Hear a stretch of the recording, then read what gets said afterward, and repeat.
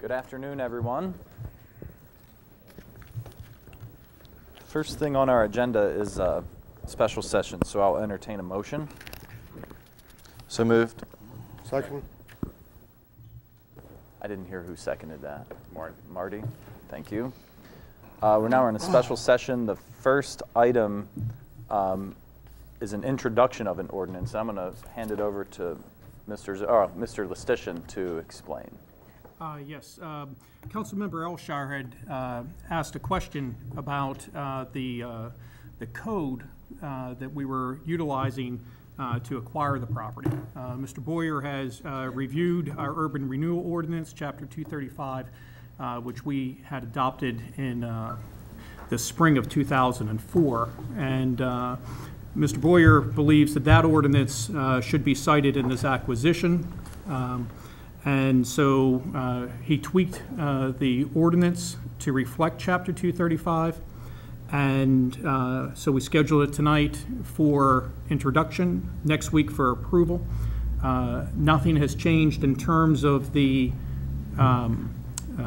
purchase agreement or the conditions of the acquisition. Thank you. Mr. Mayor, I hereby move from Mayor and Council and introduce an ordinance authorizing the purchase of properties located at 170 West Washington Street and 12 North Prospect Street for the sum of $27,500.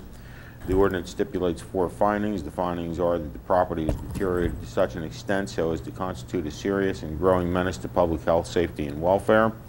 2, that the structure is likely to continue to deteriorate unless corrected. 3, the continued deterioration will contribute to the blighting or deterioration of the area surrounding the structure, and the owner has failed to correct the deterioration. The acquisition is to be in accordance with all terms and conditions outlined in the purchase agreement. Funding for this acquisition is from the Economic Redevelopment Fund. Thank you. Second. Motion made and seconded. Any discussion? All right, all those in favor for the introduction of this ordinance, say aye. Aye. All opposed, no? The ayes have it. Ordinance is introduced. The next item on the agenda for the special session is the approval of alternate site analysis for the stadium project for the Ripken Group to come back in. At this time, I'll entertain the motion.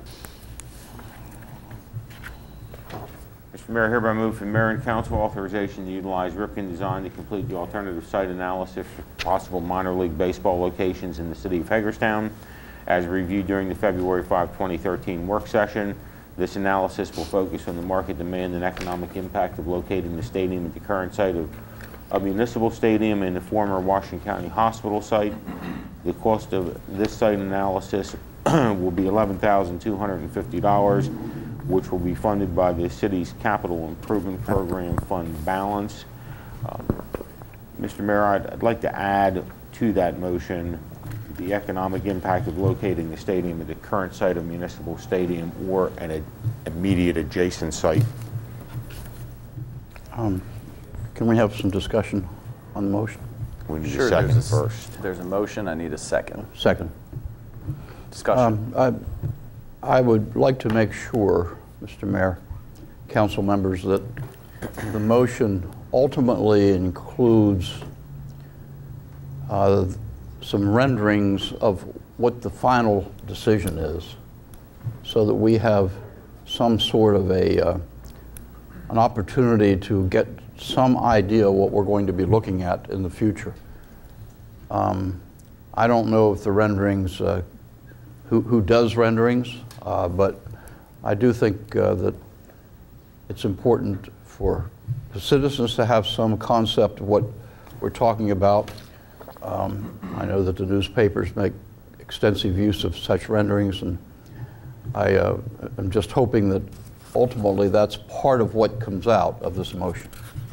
I don't think this is, I think this is to present us with facts about alternative sites as compared to the original study, and not site itself. As I understand it, they will not necessarily recommend a site, but provide information about the sites. Okay. The second thing, so therefore to incorporate that into this contract. The second thing is those renderings and so forth was done by a different firm than the Ripken Group. It wasn't part of the Ripken contract. I forget the name of the firm, but there was a different firm that did the stadium renderings. So if as a result of this analysis we needed more pictorial stuff or graphic representations, I think we would need to turn to that firm or a similar firm to do that. Okay, and I assume that as a council, we'll have to make that decision. We have to make that decision And when we I would saw the hope results of the study. as a council, we do make that decision. I think clearly we would, council member, and I think we have to do this first. So for instance, just by way of example, without even talking about any sites, say the Ripken study comes back and says, well, this site is not a feasible site, then obviously that wouldn't be something would be, but I agree. If we have feasible sites that look like they're feasible to do, we have to see and show our citizens what they would look like. Yeah. And my recollection is that was not a very big expense. No, and it was a separate. Pretty quick and They're fit drawings. They Yeah. weren't designed, Right, say, they're- specific design or engineered drawings. I mean, it's a good idea, Don. I'm not saying But that. yeah, you're absolutely right. Well, with we that. can discuss that at a little later date then. Yeah. Thank you. I appreciate the point you're making, though, about having Yeah, that it's a good idea. comparison. Any other discussion? Yeah, to touch on Lou's proposed amendment to the motion, I understand it correctly, and I think to reiterate my comments when we discussed this last week, I think it speaks to that issue is that for me, the general most appropriate location that I see some agreement on is the East End area, and there are a couple of areas in that, and I hope that in this process, I don't envision looking at just the hospital or just the existing location, because I think there are at least 2 other locations in that area that are beneficial. And so I want to make sure that in your amendment, but what it's going to do is going to confirm that data can apply to that area in general. Because if it isn't one and it's another location within that specific area, those other properties are still going to play that, and one of the reasons I made that change to what's the written motion is because the Sons have indicated they don't think municipal stadium is feasible. However, we have seen fit drawings right now that the city has done for sites adjacent to municipal stadium that I think that the Sons would be amenable to play on. So, and that's I agree with Christian. I don't think we can ask under the price range that we have Ripken to go out and say do a site selection for us in general. But I would like to think that for the price that's being paid, that those areas immediately adjacent that the Sons would be amenable to, that we've identified as a city, would be a potential location, would be site. I think there are actually more important sites to look at potentially than municipal itself, if the Sons don't want to that are play within there. that defined area. Exactly. That's exactly the intent of this. Well, that gets back to the issue I raised last time. The Sons said the municipal stadium site is not feasible. I mean, so we shouldn't waste money if the site's not feasible. I mean, some people might say the hospital site's not feasible. I don't know the answer to that. There might be bedrock down that's up high enough that you can't go down far enough. I don't know the answer to that.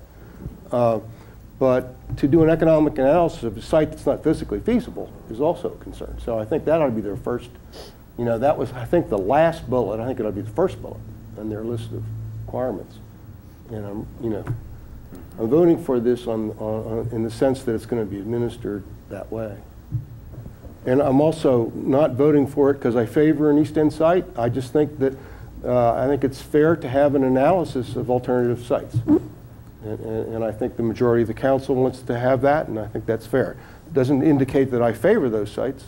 I just think it's fair to do analysis. And as long as we're clarifying that, I don't support this in the vein that I'm looking at as a comparison to previous analysis done on the downtown site, because for me that is not an option. So. But we are going to do an apples to apples, are we not? That is my plan, yes. Can we just, to make sure we got the language right, Councilmember Metzner, just your amendment or the additional language, please? The language should say, the analysis will focus on the market demand and economic impact of locating the stadium at the current site of municipal stadium or adjacent sites in that immediate area and the former Washington County Hospital site. Does that make it pretty clear what we're looking for? Thank you. Kristen, that work for you? Yeah, that's fine with me. I have a question. Since the Suns is still kind of like guiding this to clear it away from Municipal Stadium, how is that going to pan out when the Ripken people come in here to do this study? Are they going to be influenced by that? I mean, just like the first time when they had come in, you know?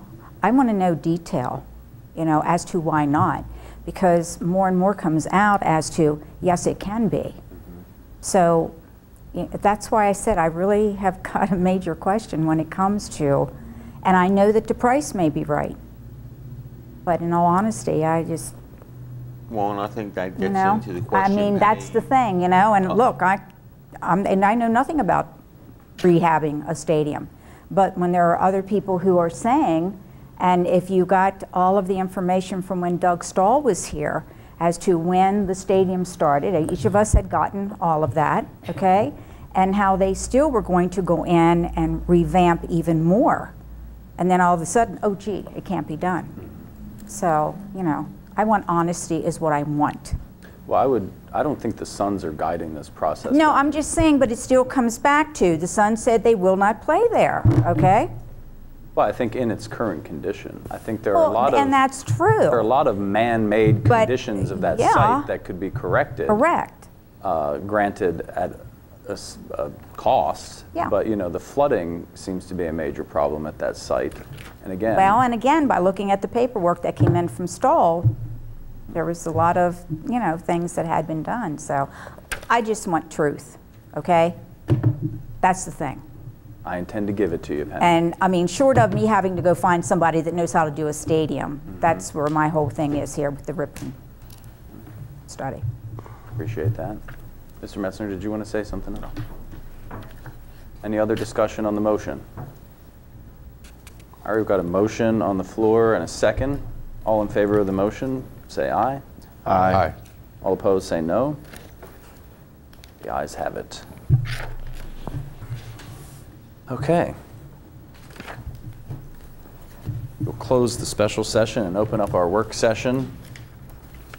Very first item on our agenda is a task force report on the relocation of the Board of Education, downtown task force presentation of the draft report. Welcome to the table, Mr. Tim Henry and Mr. Jim Kirchable. Thank you.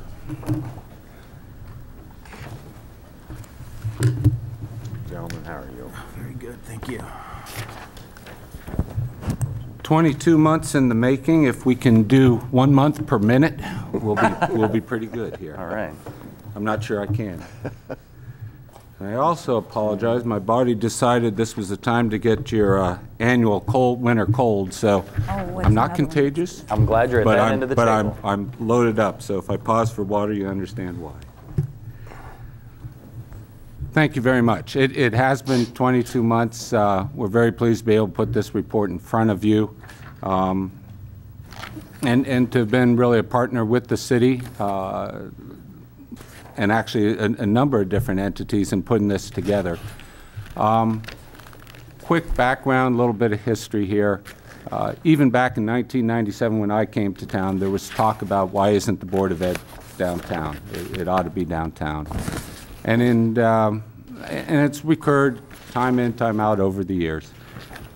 In 2011, there was discussions. I think the City Council at that point looked at it and said, let's look at the Board of Ed as a potential corporate customers, a prospect for the city. And instead of waiting on them, let's approach them and see if we can talk to them about coming downtown.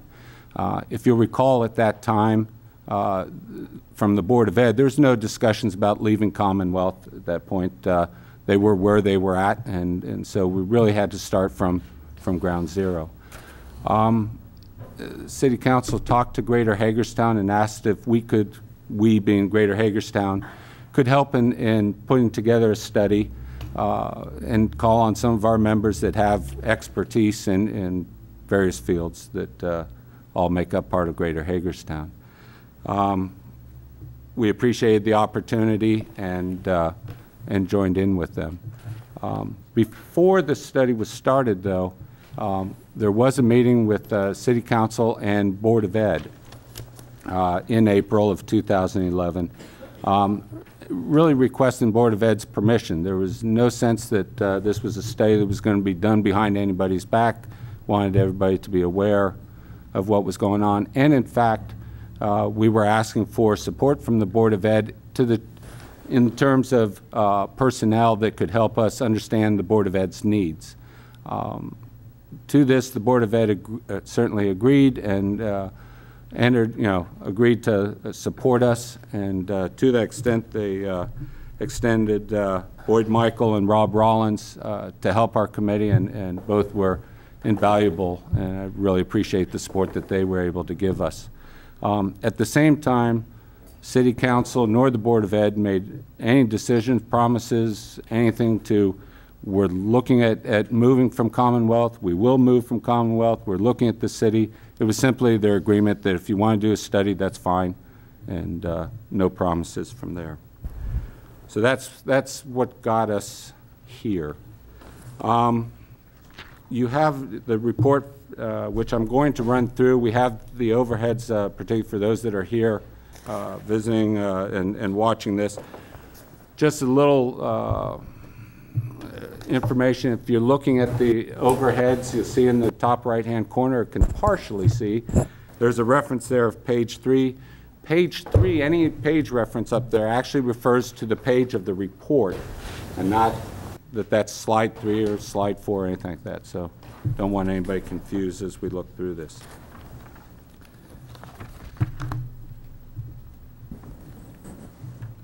The task force was created in April, and I'd like to take just half a moment, if there are task force members in the crowd, if you just stand up for a moment, just so City Council can see who you are. Thank you very much. Again, we've appreciated everybody's volunteerism in this. We figure there's probably a minimum of 30 meetings over the past year and a half, pushing 2 years, in putting this together, all volunteer time. You can see, if you know some of those people that stood up, we have experts in finance, land use, architecture and engineering, administration, operations.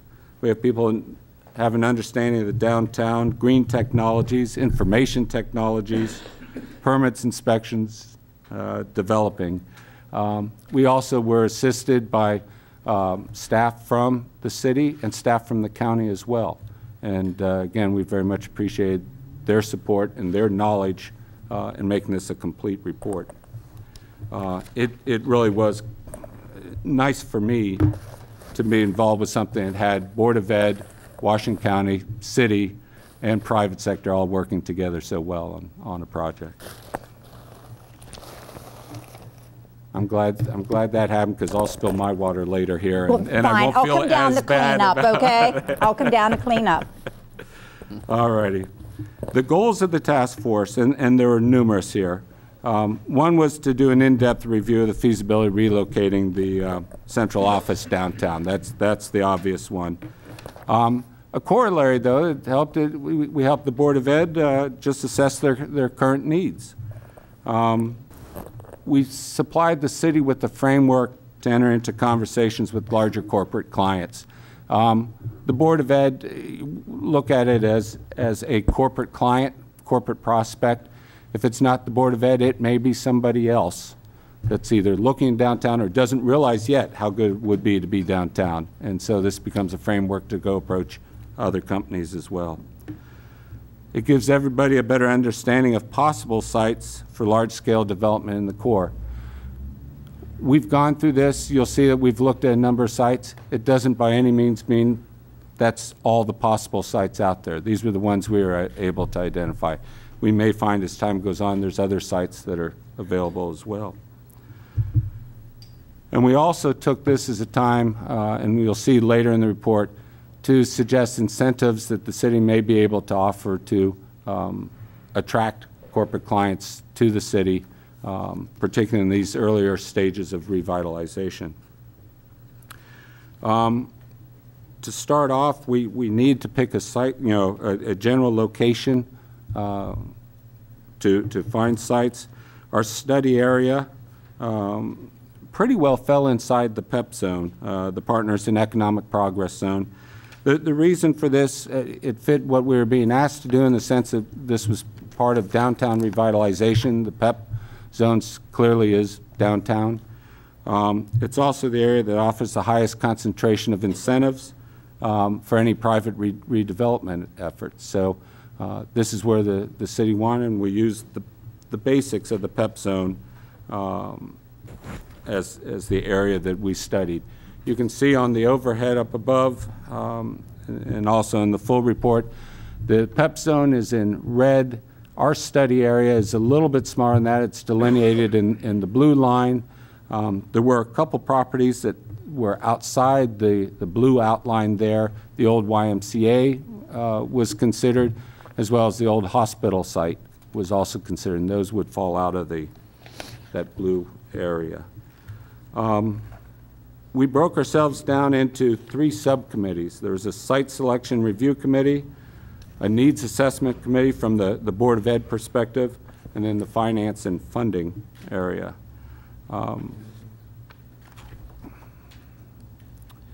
The site committee, and we'll get into this in a little bit more detail, but after looking at about 12 sites, the site committee then narrowed that down to about 4 sites, which we'll get into a little bit more detailed analysis, looking at, and we'll break it into, but to get to there, we looked at costs, size of the lot, how it would handle the building needs of the BOE, parking considerations, historic considerations. Was the property in a historic district that had historic issues to it that would make redevelopment more difficult, perhaps?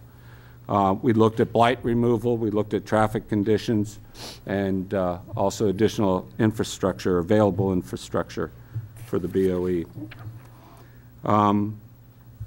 The needs subcommittee worked with the Washington County Public Schools staff to develop the needs assessment. That assessment reviewed current space issues that they had, as well as the capital needs. It detailed a review of that space needs on a department-by-department basis, so it was pretty detailed and not just a gloss over. There's a determination of employees that were likely to move to a new facility, because probably not all employees that are out at the current site would be moving downtown. There was a review of their current parking, operational, and utility needs, and then a comparison of what they have now to what they thought they would need in the future. The Financing and Funding Subcommittee did a limited review of the various funding options and also discussed the incentives that could be would likely be needed to attract somebody downtown. And I'll take this moment, I'll probably bring it up again.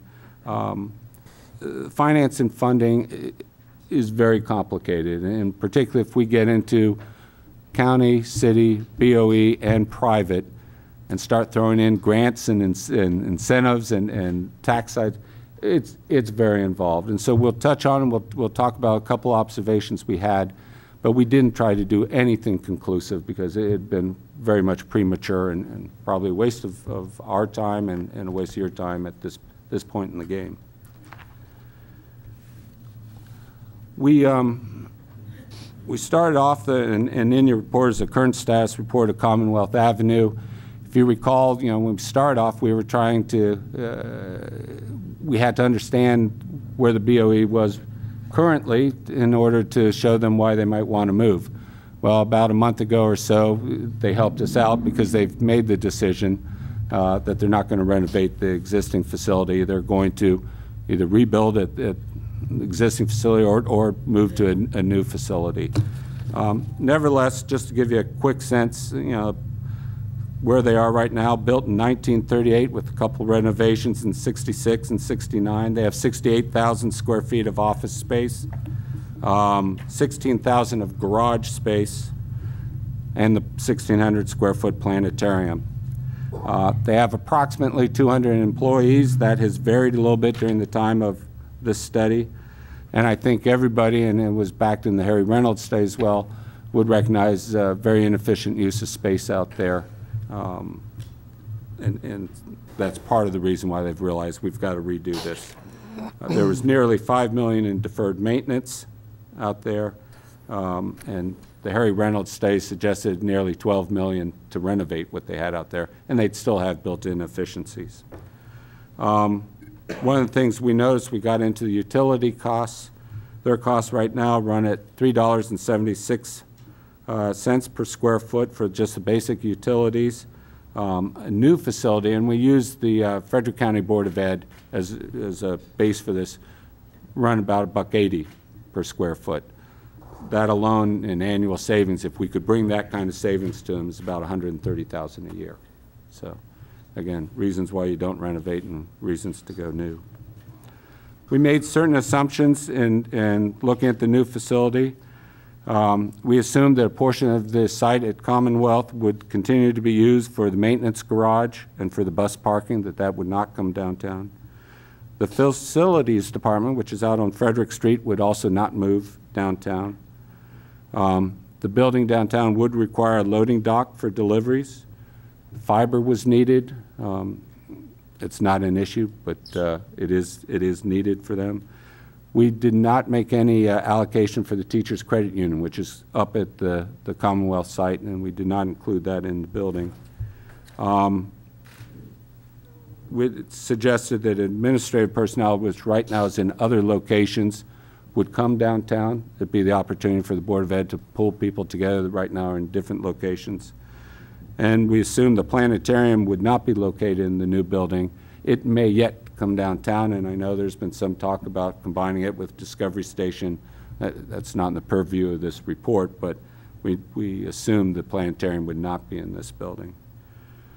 Parking is critical to them. I think for their employees, they have the luxury of it's free, and I take 5 big steps outside the building and my car's there. We're assuming that they need approximately 300 parking spaces, 275 of them in close proximity, very convenient to the building. This would be for employees, visitors, and we're assuming about 50 visitors on a given daily basis, and 25 is included in there for future growth. There's another 25 spaces needed for fleet vehicles. That would not have to be immediately adjacent. That could be, it's got to be reasonable, but it would not have to be, in essence, right next door. There are other infrastructure needs that obviously we took a look at, the basics, water, sewer, electric, natural gas. We talked about fiber. All these are readily available at all these sites, so really no issue there. We did look at and we talked about renovating existing structures, and really felt when we were done with that discussion and study, very expensive, not very efficient. It was not the solution. So we really felt we have to look at new construction, and that's what the model that we followed through the report. We assumed a 75,000 square foot building with 275 close, conveniently located parking spaces, and again, all the utilities are available. 4 sites, I told you we started off with 12. We worked it down to 4 sites, which are on page 8 of the report. For those 4 sites, then a comprehensive set of criteria were established, which are on, you'll find on page 9. We set up the criteria, and then we weighted each of the criteria for the 4 sites to come up with a, if you will, a somewhat objective point score to kind of rank the sites and also to examine them. Point score was on a scale from 1 to 5, with 5 being the best, so high score wins, so to speak. and then the points were applied to the various criteria. I do want to take half a moment here. There's one section in there called owners, and we are not rating the owners per se. What owners reference to is, you'll see if you look at, and that's the Exhibit H. Yeah. You'll see that a number of these properties we put, or areas for the Board of Ed, we put a number of properties together, clumped them together and said this would be the site. And we might have one that has 3 owners, and another could have 5 or 6 owners. The one with 3 owners would get a little bit higher score because the thought process being easier to negotiate with the 3 than 5. It was those kind of reasons that we would vote or score owners a higher versus lower. It's important too to note that the property owners were not contacted, not negotiated with. We didn't ask them if they would sell, wouldn't sell. That was not part of this report. I did attempt in the last 24 hours to contact the property owners just to let them know about the meeting today, in case they didn't see it in the paper. I was successful with about 3/4 of them. A number of the property owners, in general, property owners out of town, I was not able to reach. Nobody answered the phone. But about 3/4 of folks I was able to tell and let them know that this meeting was going on. And I can say all of them appreciated the call. So. All right, let's touch on the 4 sites. The first site is Site A. We have it on the board. That's 3244 East Washington Street. This is first block of East Washington. It's right in the middle of where the central lot empties out onto Washington Street. If you can think of the properties that are there, you can come into the central lot, then there's a group of properties, then you can, again, come into the central lot before you hit the Academy Theater. These properties, just kind of a quick summation of everything that we have under tab H. It was the least expensive overall option. City actually owns some of the property, so land acquisition was not seen as being extremely difficult. Again, that's up to the owners, but not a lot of owners. 2 owners there we would be talking to.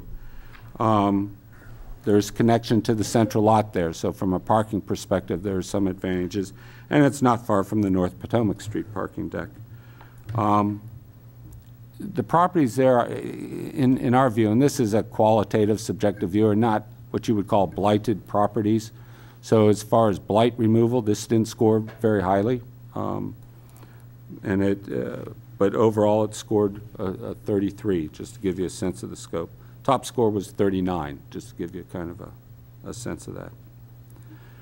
The next site was Site J, and that's actually right across the street. Here it's a larger number of owners. I want to say 5, off the top, 5 or 6 owners. It is a large lot, so it would accommodate some adjacent parking. It's the second least expensive site. It's, of course, right across the street from the central parking lot. A&E parking deck and North Potomac deck could also service the people that would be in this property.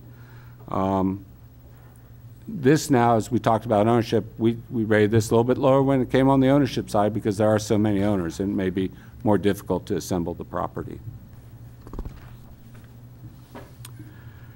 The third site is at 4353 West Washington Street. In common parlance, this would be the old Susquehanna Bank building and the Potomac Beads building.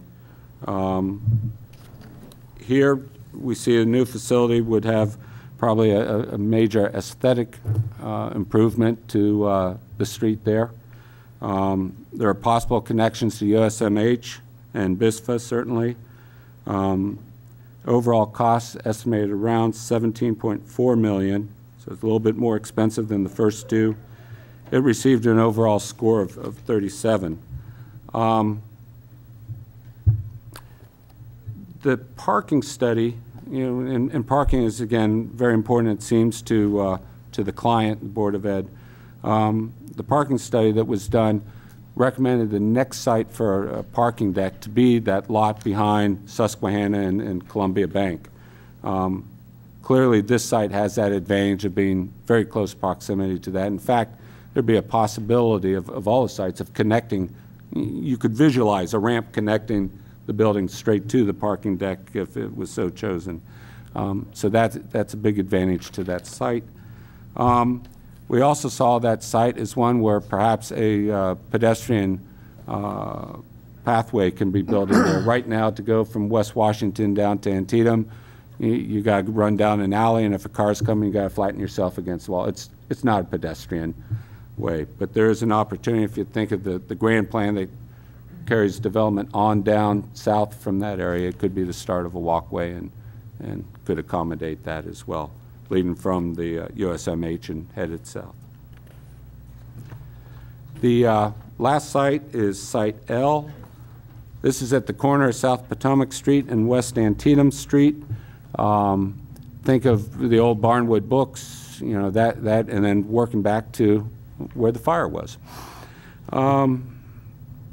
From our perspective, significant revitalization benefit, both in terms of removing blighted buildings and anticipated widening of West Antietam Street there. There's wonderful proximity to the new library, and all in all, this scored the highest of the four at 39. We really saw, as far as economic impact, that this would likely have the highest level of economic impact for the city and as a whole. There's some other benefits to it. We felt it was geared better towards pedestrian traffic, first dealing with, you know, being right on 40, which certainly has more and a heavier traffic flow. Again, it's adjacent to the site of the proposed, if you will, new parking deck, or site of the next to be developed parking deck, being across the street, which would be assistance to it. And it is a large lot, so there'd be an opportunity to have some parking adjacent to the building. We did a detailed cost analysis on each of these sites. The cost analysis included land acquisition, demolition, engineering, design, site work, and contingency fees. The whole smorgasbord was wrapped in there. I want to give special appreciation to Brent Feit, who gave us a lot of guidance in this. This is what he does day in, day out, and we really appreciate the time that he put into this. He toured the sites. He was in all the buildings. Again, he didn't do this overnight, just scratching something out. He put a lot of time, effort, and energy into it. He followed the Professional Procedures Manual, which is required by the State of Maryland Department of General Services for all capital projects. His worksheets are in here. You'll see them on the back of each of the pictures of the locations. The costs ranged on these projects from 16.8 to 18.2 million. Mostly the difference was tied to the cost of the land acquisition. Land acquisition, I'll repeat myself along the way here, but we used just the SSTAT data. We made no supposition. We took the assessed value and said, there's your cost. It could be higher, could be lower. It depends what's negotiated with the seller, and it's all over the map. As a banker, I can tell you, it's all over the map as far as assessed values here, and I've seen higher, I've seen lower, I've seen both. But we want to be consistent and say, okay, here's how we're approaching it. So we use that. It was interesting, Harry Reynolds also did a cost estimate using a different method. And yet, if you take out our site acquisition, if you use Harry's where he's saying rebuild at Commonwealth, so you aren't buying land, you're just rebuilding. If you use his numbers, he came in at 15.75 million.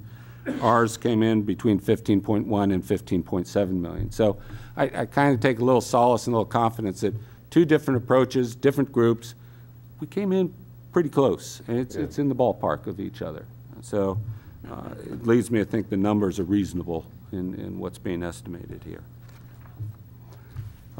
If you look at page 10 in here, and Jim's going to click in, you'll see there's a chart that shows all four sites and the comparison of all of them. Yes. I have a question. Excuse me, yep. In your exhibits, Exhibit H, H2, it outlines the comparison of the historic value, and it gives Site L. Okay, go ahead. It gives Site L a rating of 3 and Site FG a 2. I'm assuming that means FG is lower. FG is lower. But correct. if you look on the next, if you look on page H2, so the rating's on H3, and they all pretty much, they both meet the same thing. But if you look on page H2, Site L has 1A and 8B resources. And it gets a higher ranking, meaning it's more, you know, it's a better conditioned site for that development. But if you look at Site FG, it has 3B and only 1E contributing resources, and it gets a lower ranking.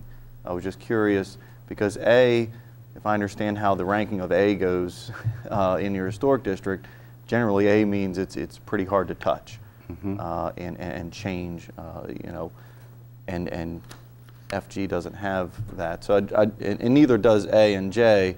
You know, all three of those except for L have, you know, have a ranking of B or lower, and Site FG has 1E, whereas Site L has 8B resources, and it gets a higher ranking. So when I saw that 39 and 37, I just, you know, as far as that piece was concerned, I would see those numbers flipped, and that was just an observation. And I think from the committee's sake, some of that was if you look at the properties and the conditions they're in. If you've been there and you walk in, and particularly if you walk behind them. Often the historic trust doesn't care about that part. Well, no, you're right. But the feeling was there was a reasonable argument to be made. And you're right, there would be challenges there. And that was something that was really discussed in the committee. That one especially, yeah. Yeah. If that's what L is. Is L the one up here where across from the library? Yeah. Yes. Yeah, because that was a big question Right. before. Yeah, Historic Trust said, So- I'm not going to touch it. Yeah, and it would be an issue. Yeah. That was just a curiosity why yeah. they were flipped. When No, and that, they, My memory serves, that's, Tim hit it right on the head. I think when the committee talked about those issues, it was two things. One was the actual scoring, whether A, B, C, or E. The other was condition of the buildings. I think they were probably pretty close as far as equal in numbers, but when they rounded them up or down, you know, they probably put a 3 because of the condition of the buildings on L. and I've seen them. I would agree with that assessment. I just look at that letter as what the state folks look at. no, would be an issue. And I'd say it in the conclusion, the difference between 39 and 37. Yeah, to me it's zero. Yeah. Your, you know, final summation, either would work. And when we had a final vote within the group, there's the objective measure. When there's a final vote, it wasn't 100%, boy, this is the one we should be backing. You know, there are different views.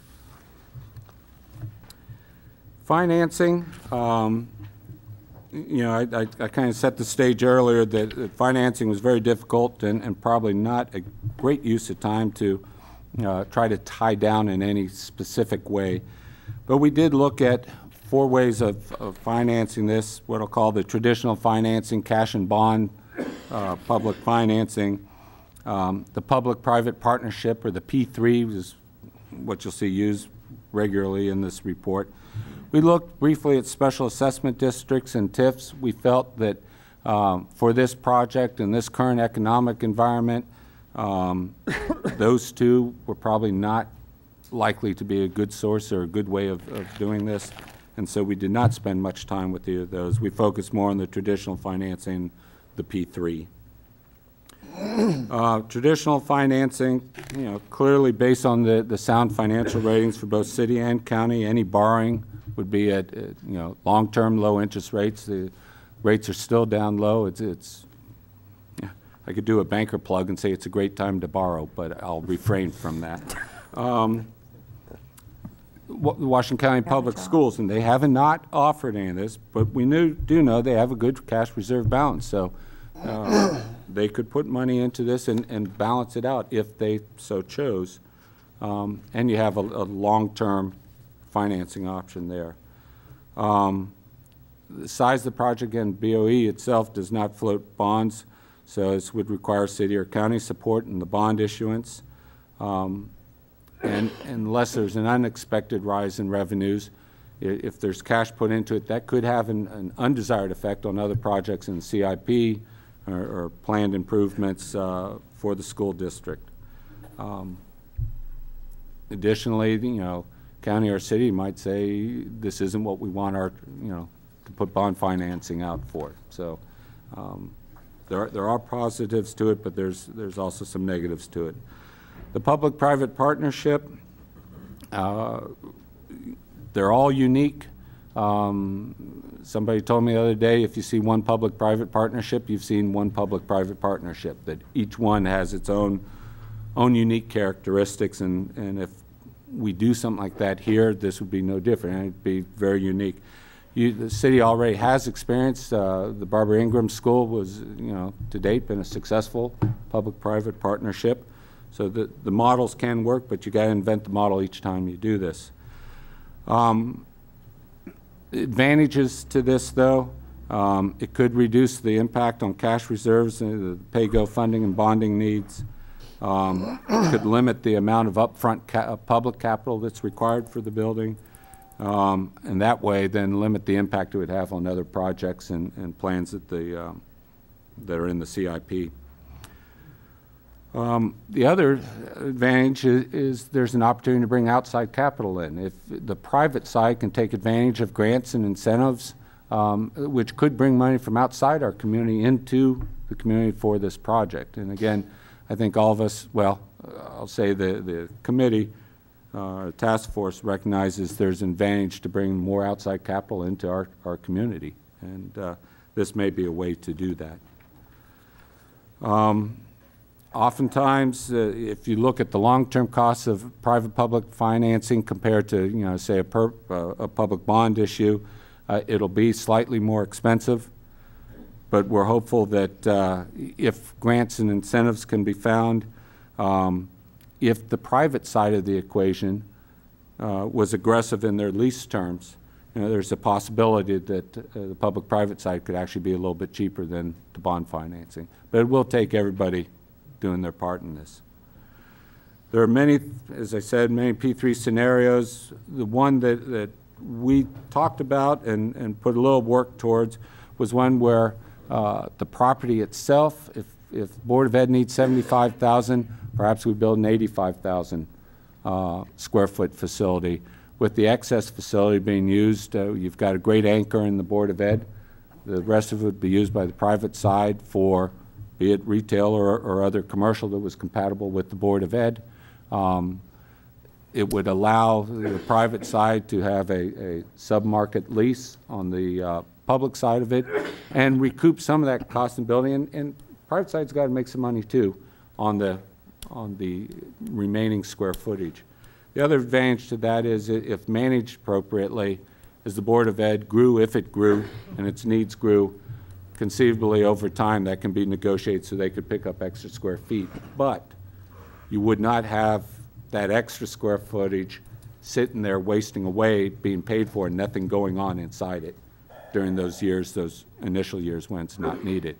And that is a challenge because you need to build for growth, but boy, you got to pay for it then, and it's not doing anything for you. So this might be a way to take advantage of that space and still have it there for the Board of Ed ultimately down the road. Typically, and I have not heard anything to the contrary, these leases with, if the Board of Ed was to lease a site, it is a lease to own. So ultimately, be it 25 years, 30 years, however it's set, it end up where the Board of Ed would own the building. So again, doing this kind of arrangement might make a whole lot of sense and just be economically feasible.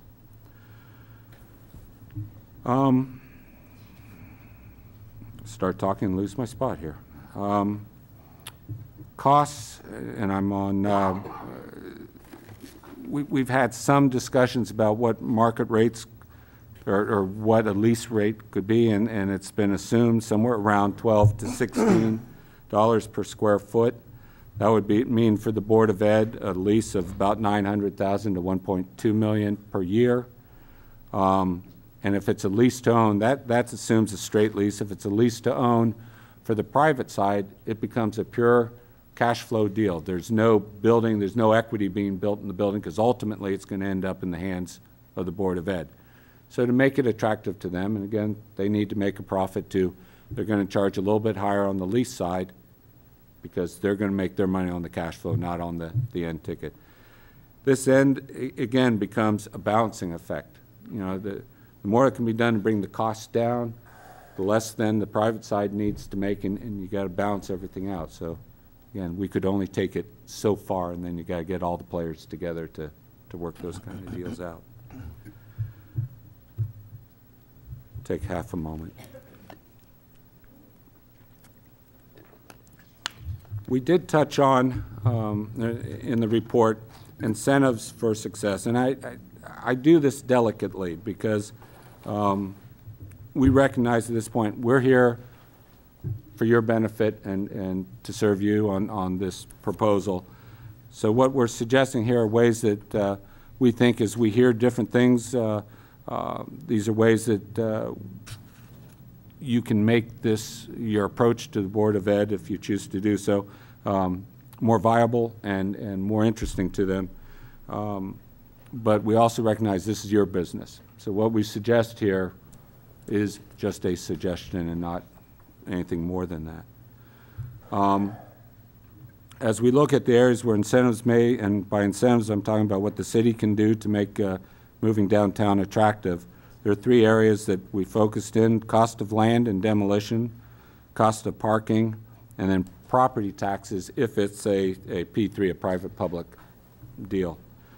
Our recommendation is that the City Council approach this just like you would any corporate client, and that same as I in the banking world, my job is to put my best shot forward and try to excite whoever I'm talking to that they want to do business with me. I think the city may be in the same spot with the Board of Ed.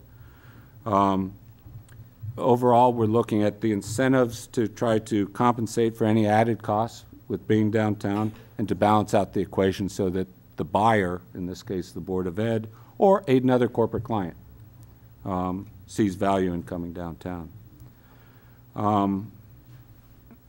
While we're doing this, or while the city's working on this, it's probably good to pay attention to what the competitors are doing. Similar in my business, I try to understand what my competitors are doing.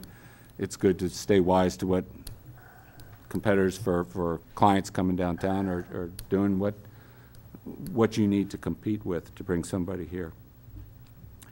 And we also recommend, because many times we see it, it's hard to get apples to apples comparisons. Somebody will say, boy, I've got the deal of the century here, and compared to this, it's not as good.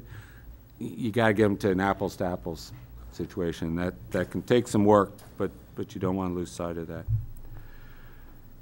We have one chart up here that shows you, and it's a comparison of some of the different areas that the board's going to be looking at. And we compared it with if the board decided to build at Commonwealth. Land acquisition, clearly they already have the land, so that coming downtown would cost them, and you can see we've got 1.36 to 2.16 million. Demolition, actually, our costs, we believe, or the cost coming downtown and demolishing would be actually a little bit less. Parking, however, it's free right now, barring the maintenance of the existing parking lot up there, snow removal, et cetera. Parking right now, if they were to use the parking decks, it would be $45 per parking spot. If you had 200 employees over a year, that would cost them $108,000. $45, that's a 20% discount for, I want to say it's more than 25 employees. I forget the exact number of the breakdown, but they will have it. They'd have 200 employees. So as it stands right now, they'd pay $45 per spot. Construction, we consider that roughly about a wash. So the areas in red are the areas that, from our perspective, there needs to be some incentives to entice the Board of Ed. If Washington County Public Schools decide they were going to build the building, there is opportunities to donate the land to that, and there may even be an opportunity for land swaps. Maybe the city can get Commonwealth in return for something else that was purchased by the city. There's the opportunity to absorb the demolition, and there's a need to reduce the cost of parking, either giving the parking free or at some flat annual rate. But our suggestion is the rate will have to be relatively inexpensive. You could try to mirror it against the costs of maintaining the parking lot up there, but again, it's not going to be a big dollar amount.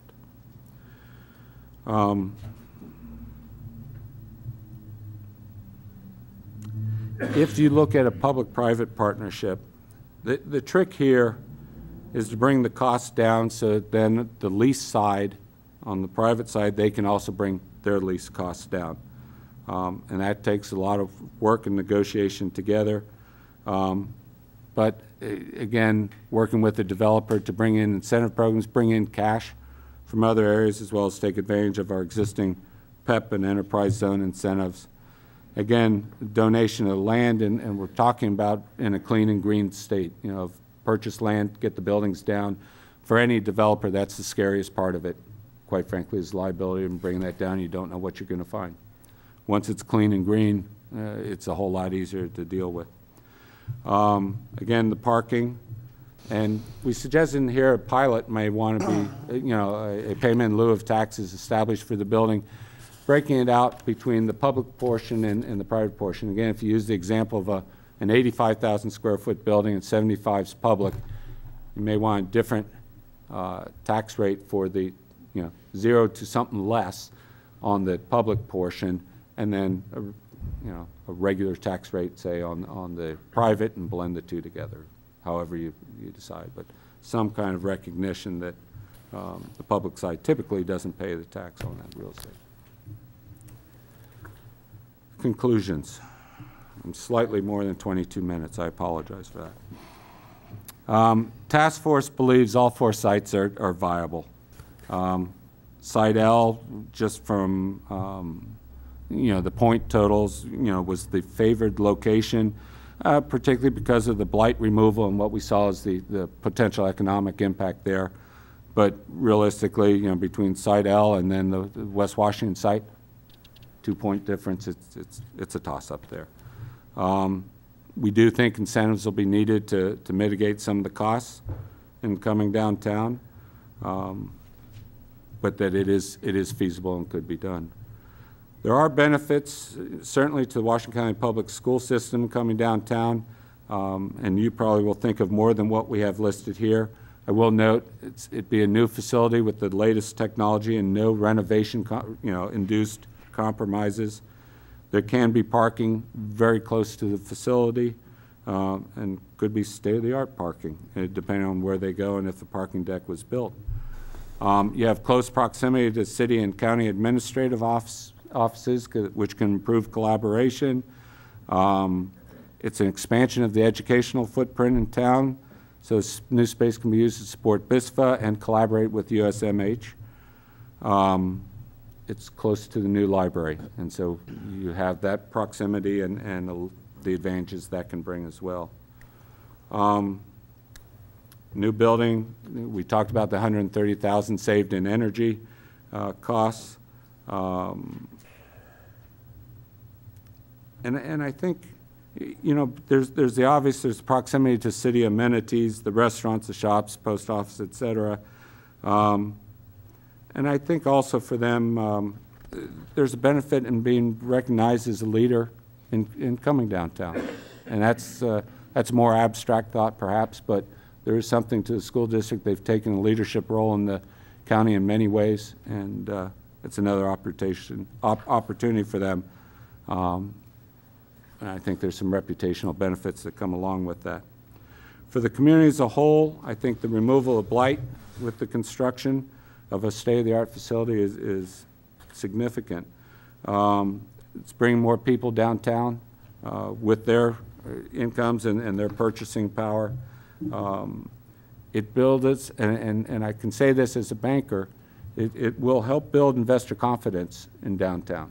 A project like this will restore, invigorate private side to do some things downtown that maybe to date they've held back on.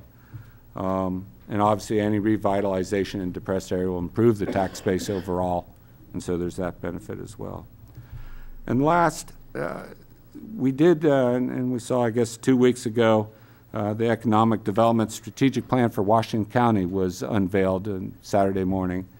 One of the guiding principles in that plan was to create an attractive, exciting, and vibrant Hagerstown City Center, and actually went so far as to secure commitments to locate administrative offices downtown. This falls right in line with that for the community. Clearly, it fits with that. The county is working on, officially adopting the plan, but we can say that this would be a step towards meeting some of the thoughts of that plan. Again, I thank you for your time. I thank the committee that's worked on this over the last several months, and we're open for questions today, tomorrow, whenever you have them. Thank you. I do really appreciate your time and effort. I realize everybody that served on your committee did so on a voluntary basis. Nobody was paid to do this kind of study, and that it really comes out of your interest in making our community better. So I really do appreciate you and all the committee members for your time and effort. I'm going to see if any council members want to ask questions or make comments first. Go ahead, Mr. Munson. Nice piece of work, very nice piece of work. Congratulations. And it is your feeling, the committee's feeling, that provided we do what's necessary, that the Board of Education would be willing to move to downtown Hagerstown. I can't say that because that's their decision. And when we started this, that very first meeting that we had with the Board of Ed, we clearly delineated we were entering this with no expectation from them, nor were they laying one. So I can't say that. I think they have said they're going to have new facilities. That we know. That's public and out there. So I think there's good reason why they should move downtown. Lots of good reasons. Plenty of good reasons here. But I don't have any sense directly from any of them that, yep, we're coming downtown or that's going to happen. Okay, that's fair.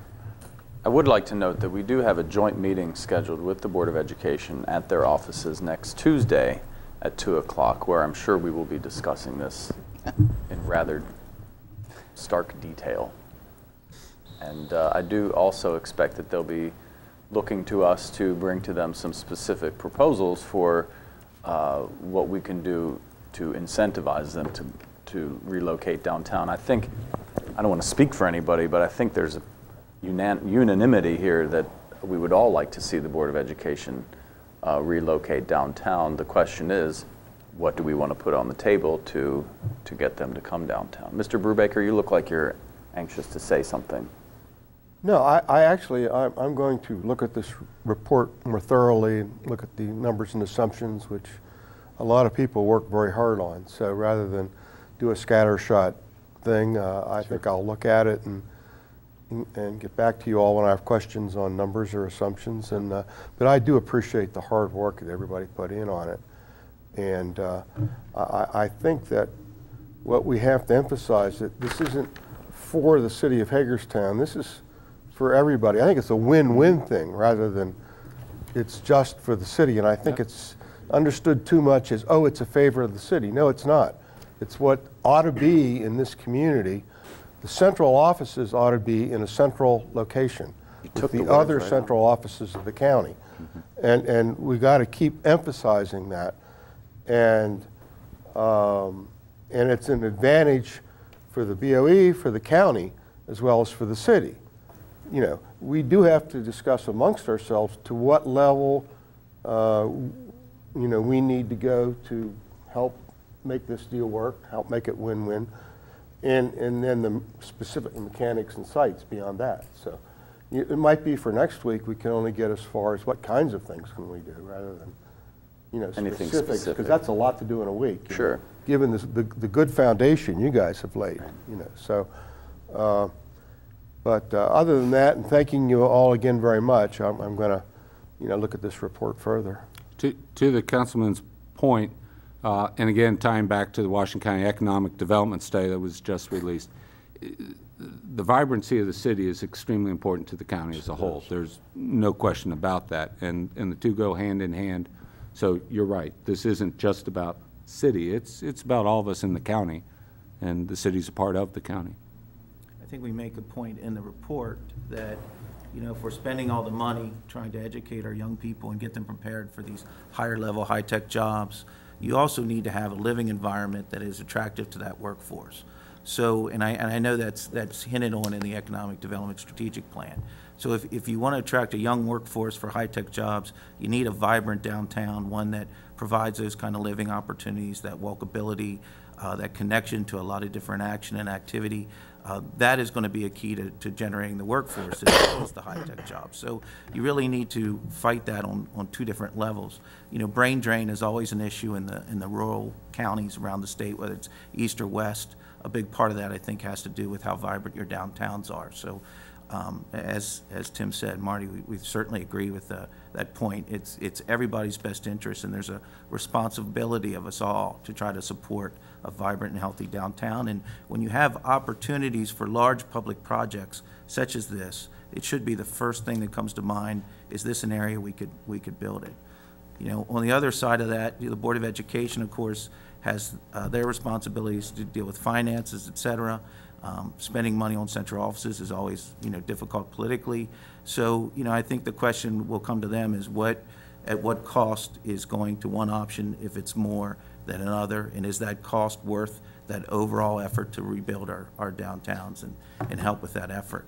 And I think you're going to need to keep close attention to what the third parties are out there that are making suggestions to the Board of Ed about opportunities for space. I don't think time's necessarily, we could take our time with the issue. I think you're going to have to really be aggressive next week, at least showing a willingness, and then try to work with them carefully over the next couple months to try to put a package together.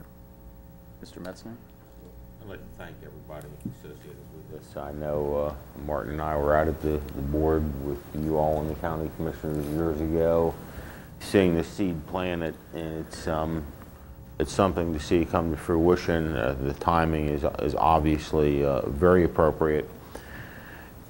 And it seems if there is one thing that came out of this election, and one thing that came out of the whole downtown stadium idea is two things. One, a community that wants downtown renovation and is ready for downtown renovation. And almost across the board, when you spoke to people about the downtown stadium, the good news is for the first time you heard, we don't need a stadium, you need the Board of Education downtown. So maybe if the downtown stadium didn't do anything else, it got people to thinking about what would be good for downtown, and there seems to be universal thought along that line. There also seems to be universal thought in this council that instead of a multi-use stadium in downtown being where this city is going, that education is where we're going. And I think everybody on this council believes that is the area to go to downtown. There's discussions with Meritus about their needs for more education, which probably could fit into this and fit in with SORA.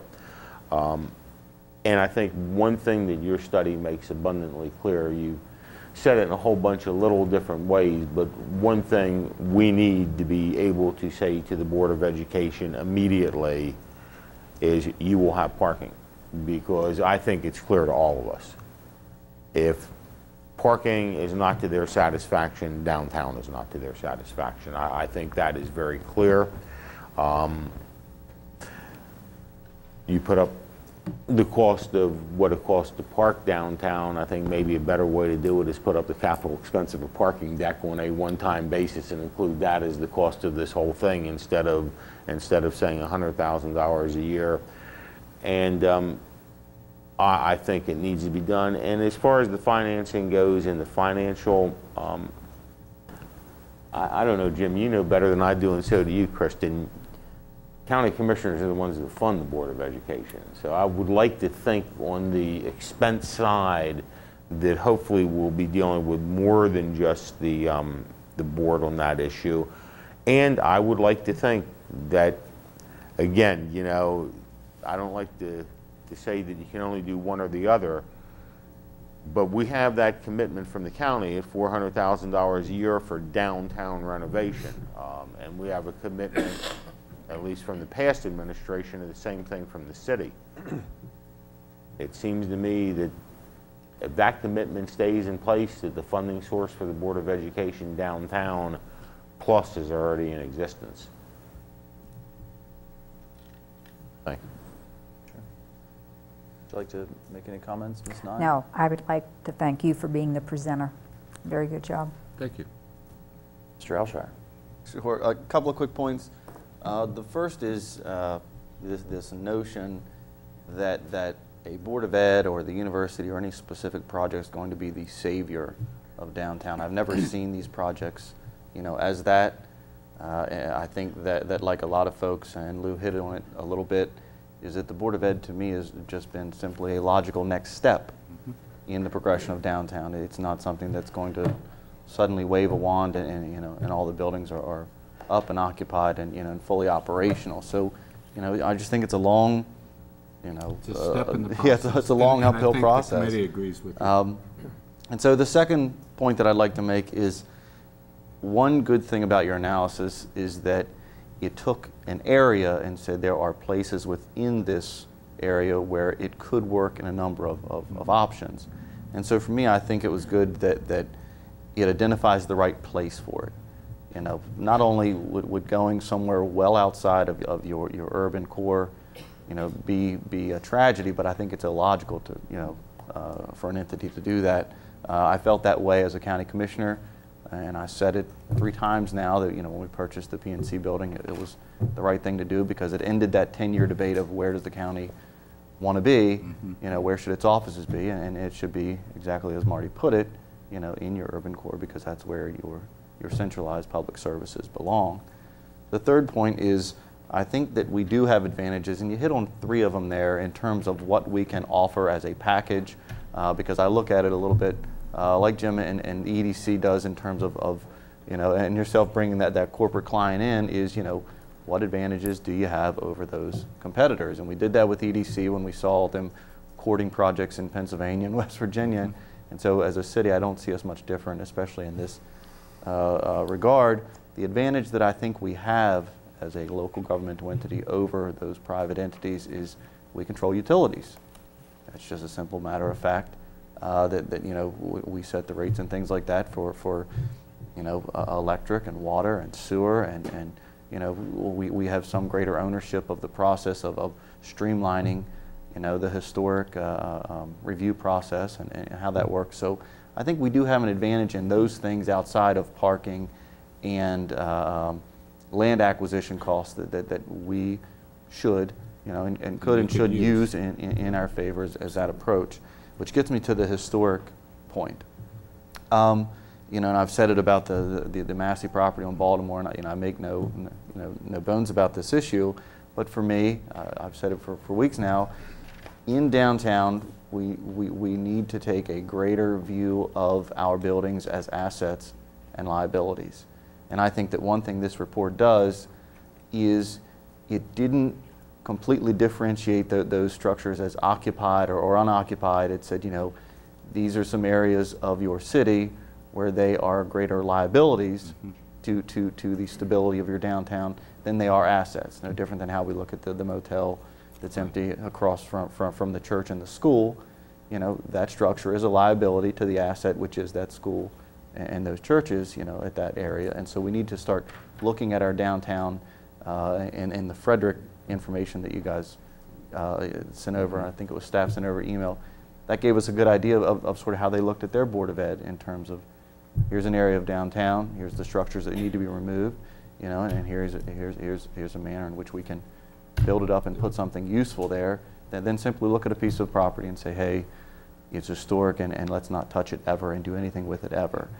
So that brings me back to the last point, and that is in picking the right place, or location, I think that sense of urgency needs to be expressed to those private owners that would seek to be partners in this process. And I think as a city and as a community, as far as this project is concerned, if it were to gain that necessary momentum, those private property owners need to understand that we can't sit and wait, that we don't have the luxury that they do to sit and negotiate whether a property is $1 million or $3 million, to purchase, because if that's the case, then we need to simply move on to the next option and apply those same incentives to make that happen. So I would hope in that process we would be able to send that message back to those 4 locations, because we don't always talk about locations in that public setting where I think we should, and put it out there in that plane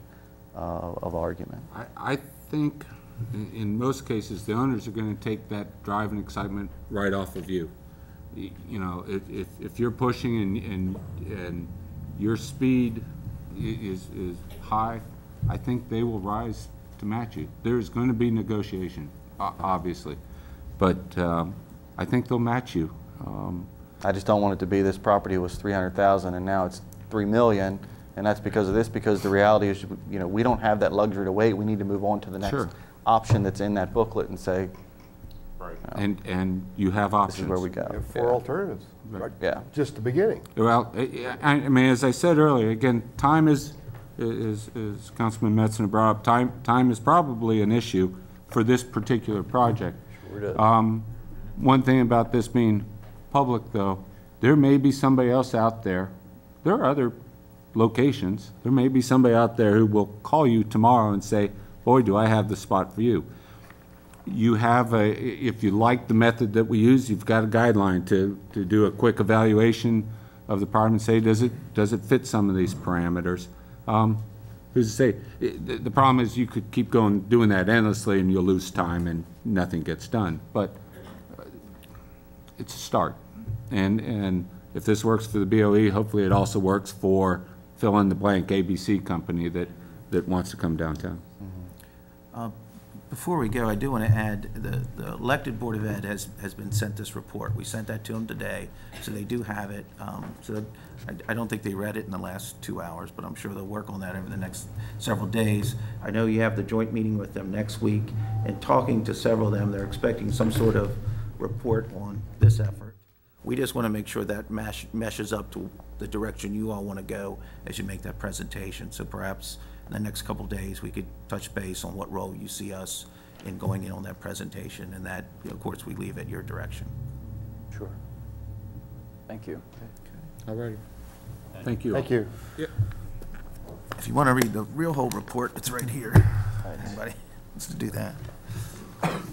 Just put it with this. While they're adjourning, I'd like to make this point to the council. When Governor Hughes was governor of Maryland, Harry Hughes was a darn good governor, actually. He established a policy that all government agencies would be put into downtowns to the extent possible, to the extent practicable. And it seems to me that that's a pretty good model that other governments ought to be following too, for what it's worth. Thank you.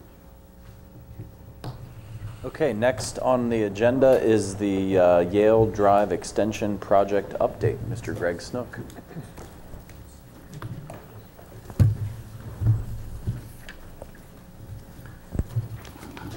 Good evening, everyone. Thank you very much for inviting me tonight to take about 10 to 15 minutes of your time to just give you an update on this project.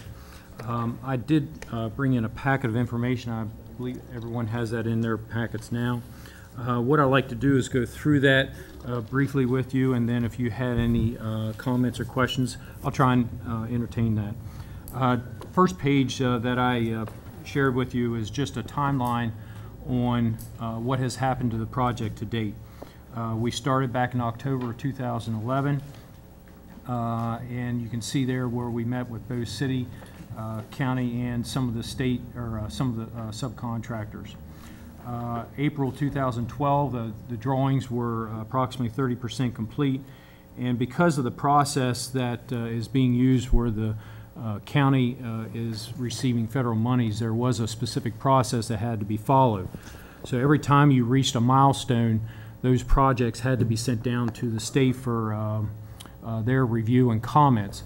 You can see the timeline or the length in between each phase of the drawing from April to August for the 60% complete. And then October 2012, part of the process is also to gather public input. That meeting was held out at Ruth Ann Monroe School in the evening. I would say there was probably 40 to 50 people at that meeting to see the proposal that was outlined in reference to the road. Got some feedback in reference to some of those comments, and some revisions were made. November, drawings 90% complete, and back last December, the drawings were completed, and they are under final review right now by both the county engineering department and the state for their final comments. Between December and February, the county received notification from ARC that they were eligible for another $1 million ARC grant. As you know, or I'm not sure if you're aware, that ARC includes Allegheny and Garrett counties, and those two counties were not able to use that money. So they called Washington County and asked if they could. There is a match required by the county, and they have committed to meeting that match. I'm not exactly sure. It's either $250,000 or $350,000 to get that $1 million. What that did, it increased the project. And I'll get into that just a little bit. So we are actually now extending the design for the next 600 to 700 foot of professional court, which will be shown on that drawing. The goal is to have all that complete by mid-March to go out for advertisement for construction. Construction at this point, based off the engineer's estimates, are going to be about 16 months for Yale Drive and that small extension. If you go on to page 2 outlines some of the detail that this process included. First was noise analysis, where both the state and federal highways require noise analysis. Air quality analysis was completed by the models for state highway and federal highway.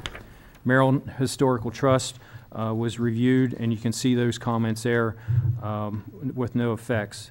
Then there was a phase 1 archaeological study completed by the contractor, and also we found out that there's no special fish in the Antietam. So we're good to go from the U.S. Fish and Wildlife. They're special. Going on to page 3 is the first drawing that you have. If you start down at the bottom corner, you can see where both the hospital is identified as Meredith Medical with Yale Drive. There's 3 roundabouts being proposed into this project. The first one will have a dedicated right turn lane to head up to the hospital, and the second lane will allow traffic to continue on north up Yale Drive.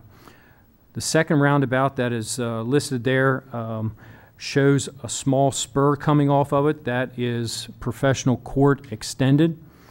That is about 600 to 700 feet. That's what that $1 million will build as far as road construction. That is our estimates at this point in time. Now, once the drawings are further refined, it could be a little bit more, it could be a little bit less. The third roundabout will have a tie-in to Varsity Court, where you can see where Manny Shoals development occurs, and that will be done as development occurs. And then the road finally ends up being the back entrance into the college there. The highlighted green section that is in the upper left-hand corner of your map is a regional stormwater pond. We looked at this during our preliminary analysis of whether to have ponds on every different parcel or go with one big regional pond. It was determined and approved by both the state and Army Corps that a regional pond would work and would be the most efficient use of property out there. So that property is about 13 to 14 acres in size right now, and that will take into account basically any development that would occur either on Mount Etna, DICOM's property, or the hospital's property.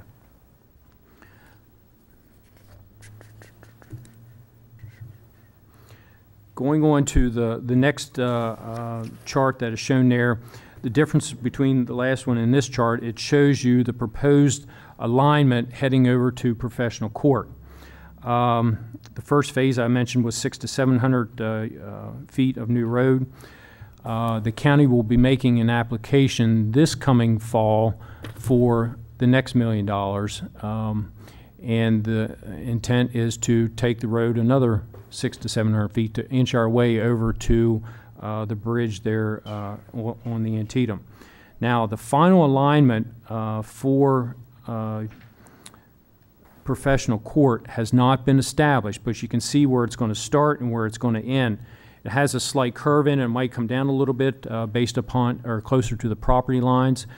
There are some spring heads in there and some very large rock outcroppings. So once the engineering goes a little bit further, we'll be able to better refine that alignment of that road. But basically, it's going to end at a professional court there at the cul-de-sac and go over to the roundabout there on Yale Drive.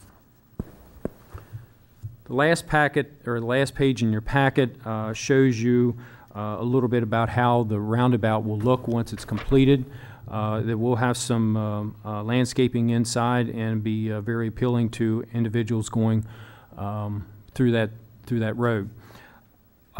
There is going to be a proposed 8-foot wide walking path the entire length of this road, so it will tie into the back of the college and come the whole way down to the hospital to allow for recreational use or just a casual walk, even for the individuals that live over in the residential communities just about a block away. I brought a set of drawings along. We're up to 128 pages for the road construction. Hopefully that will stop at that point in time, but it is quite detailed. Had a local engineer do all this work, and we're excited about it. I don't have any more comments at this time, and I'll ask if you have any questions. The path is the length of Yale Drive? Yes. It's an 8-foot improved surface, or 8 foot wide. At this point in time, the area, because of ADA, around the roundabouts will be concrete to meet those requirements.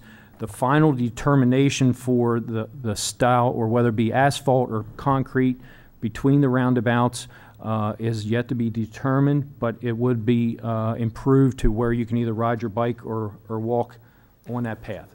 And you're still doing 4 lanes between the second and third roundabouts, and then 2 lanes for the rest of it? That is correct. According to the traffic study, there will be 4 lanes, and actually the 4 lanes will also be on professional court extension. Well, it would all eventually be 4 lane. I understand that, but the initial right now we have donated a minimum of 100-foot right-of-way, so the road will be constructed basically to grow out for about 25 years. That was the engineers and estimates to what that growth will need, and there will be 4 lanes between the top roundabout there at Varsity Lane, going down to the second one. Right. And then from the second one down to the first one, there'll be 2 lanes with curbing. But it's 2 lanes within a 4-lane right-of-way. Within a 4-lane right-of-way. So That's it's correct. expandable, is my... If you need to expand, but based upon their traffic counts, they're saying, and what they also do, because of the safety issue, the queuing of cars coming into a roundabout, they want to make sure they slow down. And the curvature of the road will actually slow those cars down to allow pedestrian movements through those roundabouts. You said this intersection here will be signalized? There's no signals at all. There's no signals at all. That roundabout, the picture that you have there, the right lane will be, there'll be a low median to allow all right turn traffic to stay in that right lane, and actually the sidewalk will go up, I believe, to the entrance where the emergency room entrance is on the hospital. But there is no planned signals at all on Medical Campus Road. That first intersection is going to be interesting without a signal. I didn't bring the detailed traffic analysis, but they structured it out Extra out 25 years. Coming around here. Mm-hmm. Coming around the inside, he's got 2 more lanes. Bypasses the circle. Any other questions? I got a question. Sure.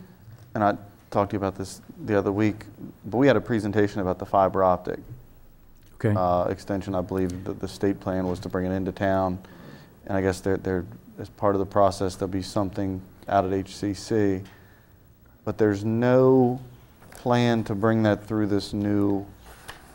I'm not aware of any plan to bring it down Yale Drive. What I am planning on is putting the conduits in during road construction, that if there is a change of direction that they want to, that all we have to do is pull it, that the conduits will be in there. I'm trying to plan for all the utilities out in that area, so whether it be phone, fiber, cable, any of that, we will have enough conduits. And through this process, I realized that say if the college is looking at putting like a cybersecurity facility out there, there's even different levels of types of conduits and security measures that are required in doing that, and we're trying to look at what level that needs to be to make sure we could entertain something like that. They're interested in R&D out there. You've got to have fiber. It's virtually a requirement. There is a need for fiber. Right. I'm not saying you have to yes. do it, but I'm saying there. Well, I think it's goes along to the success of the project, to whether it's medical related or whether it's educational related or just any private business that in the biotech or bioscience field. That is the state of the art. You need to have that, and whether it's through wireless or whether it's through a firm cable connection, there's going to be a need for something like that. So my point tonight was just to make you aware of what was going on out there. As we proceed, I will try and keep the mayor and council aware of the progress. Thank you. I have one more question. Sure. Since the rest of you guys are so generous with this time. The connection into the back of the college there, yes. How does that, I can't quite tell from this picture, it looks like it's just sort of, it doesn't tie directly to the campus drive there. Do you know where the new... Ties into the back of the parking lot there. There is a parking lot that is on the, I call it the upper tier, that feeds into the amphitheater, and but the main road will come in right where the new STEM building is, into that. Good. Now the college has a master plan to where there could be relocating the loop of the road and taking it out farther, and if they do take it out farther, it will line up with that new road coming in. Okay.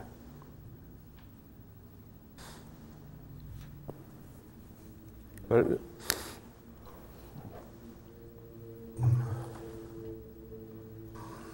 okay. Thank you so much, Thank you all very Mr. Snook. much. Nice to see you. Thank you.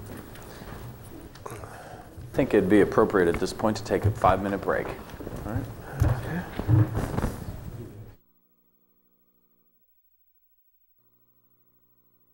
All right, we're back. And the next item on our agenda is a water wastewater cost of service study update with Mr. Spiker. Good evening. How are y'all doing tonight? I'd just like to give you a high-level review of our previous cost of service study, the 5-year rate plan that was so graciously allowed for us to enter into. A great benefit, we believe, to the citizens, to staff, and hopefully to the mayor and council also. So that we don't have to come in every year and bug you with making decisions on rate increases. It allows our customers to budget accordingly. Helps them immensely in that regard with the small incremental increases. Gets us more in line with what other utilities also do. The last cost of service study was in 2008, instituted in 2009, which once again set our rates, which will expire on June the 30th of 2014. Once again, the 5-year rate study and the increases that you allowed us to work with kind of helped us not to use our benefit charge money, allowed us to build up some cash reserves, especially in the 3R area, which is our repair, renewal, and replacement. We've built up a couple $1 million in water in that, which is in our restricted cash at this moment. We did raise our fixed charges. I believe we're at about 30% of our charges now are fixed, which allows us to recoup for meter reading, asset cost, administrative time, those charges that we can't actually change, and the rest, of course, is based on usage that the customers actually utilize. We all have, every utility has, aging infrastructure issues. Councilmember Allenshire and I were just speaking about, issues that they deal with on a daily basis also in other municipalities very close to us. We all have water main breaks. We all have requirements to upgrade our wastewater facilities. We all have inflow and infiltration problems. And we've built up a little bit of a nest egg now to maybe work on some of those and get a better handle on what we've done. What we've done in water and wastewater for the last 5 years. We've spent, I think it's approximately $28 million overall. Water, fast approaching $22 million with our 2 new tanks and some of our other work. So it is a very costly proposal for us to work through those. In 2004 is when the initial bid was put out. I was actually a part of that team that reviewed the bids, made the request, and Municipal Financial Services for $65,000 did the initial study for us. They did do an update. We actually came back in July 2007. They started to work in 2008. We instituted the rates in 2009, and the charge at that time was $18,000. We have 2 options to work with. Councilmember Mestard had made mention a few weeks ago about us the continual usage of consultants and contractors, and the 2 options we have on that is to utilize them with their initial bid as a firm price cost. We had some early discussion with them, and it's about $8,500 per division to update the study. We can also utilize a piggyback option where Loudoun County is one of the areas that recently bid, and Municipal Financial Service was the low bidder on that also, so we can utilize prices and piggyback on them to satisfy any bidding requirements. We would like to continue to use them. They have all our information. We would have to start over with a new study. Everyone formats differently. They have, we feel, done a good job for us in the past, so we'll have a few more meetings on this and bring it back to Mayor and Council for some discussion and decision at that point in time. I just listed through, what our rate numbers are. We do have in our water system, our external city rate, our customer base is larger than our internal. Wastewater, it's about 50% outside, and the rest then is inside for us.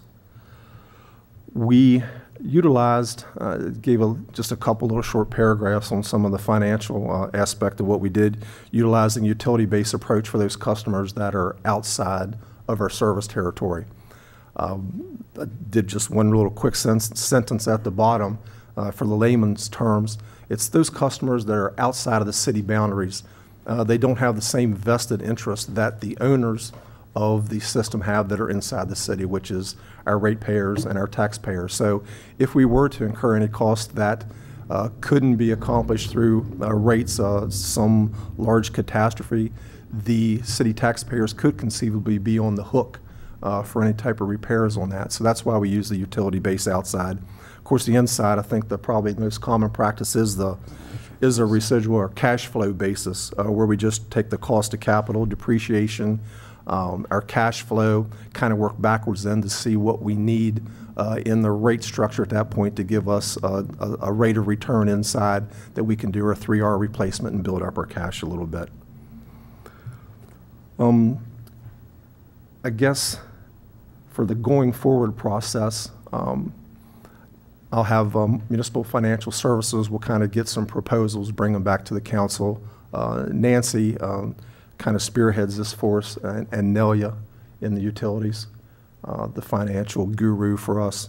And we can come back and have some future discussions on which way we think we need to go. But we're satisfied with how it turned out. I know Councilmember Brubaker has offered to assist us again, as we did with our last discussions. We worked about, 6 months or so on that to get it down before, having some input from council. It is a very time-consuming process. So with the help from the council members, we'll all get together, and hopefully then by this time next year we can have something in line that's ready then for adoption for 2014 for the upcoming budget at that time for our fiscal year 15 budget. The goal is July 1, 14.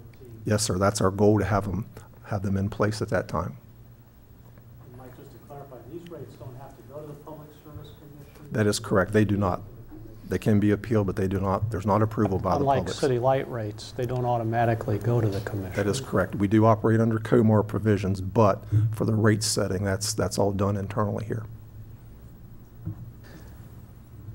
Yes, sir. One thing I would be interested in seeing in your next update is, I believe you have the current set at 18,000 gallons.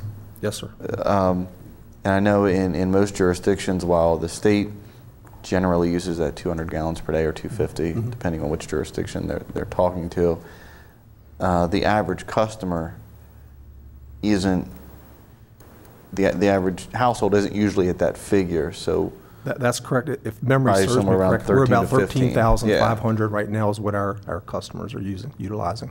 I'd be interested to see what that difference is if we're talking about conservation, of dropping that figure to what the average customer uses as being the benchmark at which, rather than that arbitrary state benchmark. Okay. Yes, sir. Bless you. Can I chime in on that 200 a little bit? Yep. The 200. Hi. I didn't know I slid in, did you? No. The 200 gallons per day also ties into our CIP. Everybody, all residential customers, they don't pay any additional benefit fees like commercial and industrial. So the 200 gallons per day, or the 18,000 per quarter, anything above that is considered a luxury rate and is above what their individual allocation is on each resident. So it does tie into our EDU and what the state looks at, but it also ties into our benefit fees and our CIPs, if you will. So it does have a basis other than regulation. So Mike, the next step is to come back with some more information, cost estimate. Yes, sir. We'll be back with the actual rate cost estimate study. and decide then which way we go at that point in time for the actual study to occur. Yes, sir. Could I ask one question? Sure. I'm Yes, sir. just curious about this. The Water Division has 15,800 external customers. Yes, sir. And the Wastewater Division has 6,800 external customers. Yes, sir. What's the discrepancy in those numbers? The county owns their own wastewater system, which goes into the Conakajig wastewater treatment plant. So parts external to the city that are west and north, that flow in that basin goes to the county. So they treat approximately, I think it's 2-point-some odd million gallons per day. And then we also send flow to them through our Newgate interceptor. So it relieved part of the capacity, freed up capacity for our plant. We send them X amount of gallons per day through the interceptor also to help their plant. Is any of this septic systems? No, sir. This is all flow. This is all, okay. Yes, sir. Yes, sir. All served. But the county has no water. We have all the water Right, service. I understand. Okay. Thank you. Thank you. All right, next is our Public Facilities Bond of 2013. Our distinguished finance director.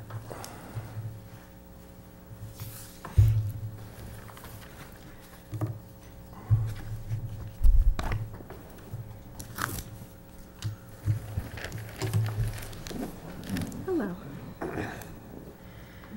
We would like permission from Mayor and Council to move forward with the bond sale process for our fiscal year 13 capital improvement projects.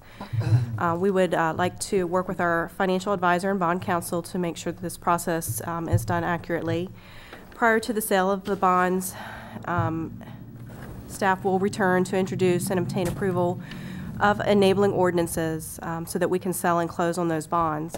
And just to give you some background, I did attach for you the 2013 bond issuance project listing. The project listing reflects amounts identified in our fiscal year 13 budget document that most of you should already have a copy of. The anticipated amounts to be issued for fiscal year 13 are about $4.1 or $4.2 million. $1 million for the general fund, $100,000 for parking, $1.9 million for the water fund, and $1.1 million for the wastewater fund. In addition to that, we would probably have some issuance costs that we'll have that number for later. The general fund total of $1 million includes about $250,000 for the demolition, site work, and purchase of the Melt property, $346,000, which represents partial down payment for the replacement of engine 1 fire truck, and there's a little bit of a discrepancy here. The original amount included in the CIP was 50%, and that has been increased to about 2/3 as a city portion. The remaining portion of that will be financed or by the actual engine or by the actual volunteer fire company. Yeah. And Michelle, if I could, that fire department would like to bring that purchase proposal in next week for Mayor and Council consideration. The other $428,000 in other projects are smaller projects and other types of emergency repair needs for the general fund. The $100,000 request for the parking fund is for structural rehabilitation and caulking for the North Potomac Street parking deck. As you know, we've just recently paid off the debt service on that deck, and now that it's increased in age, we do need to make sure that we properly maintain it to extend the life of it. Water funds, $1.17 million for the continuation of their meter replacement program, another $415,000 to begin upgrading the Brickner plant SCADA system, and then the $250,000 for the continued replacement of the distribution systems infrastructure, and then an additional $70,000 for other types of equipment replacements. Those equipment replacements have been deferred for a number of years, and they're very much needed. Refresh me on the acronym, the SCADA. SCADA. Supervisory Control and Data Acquisition.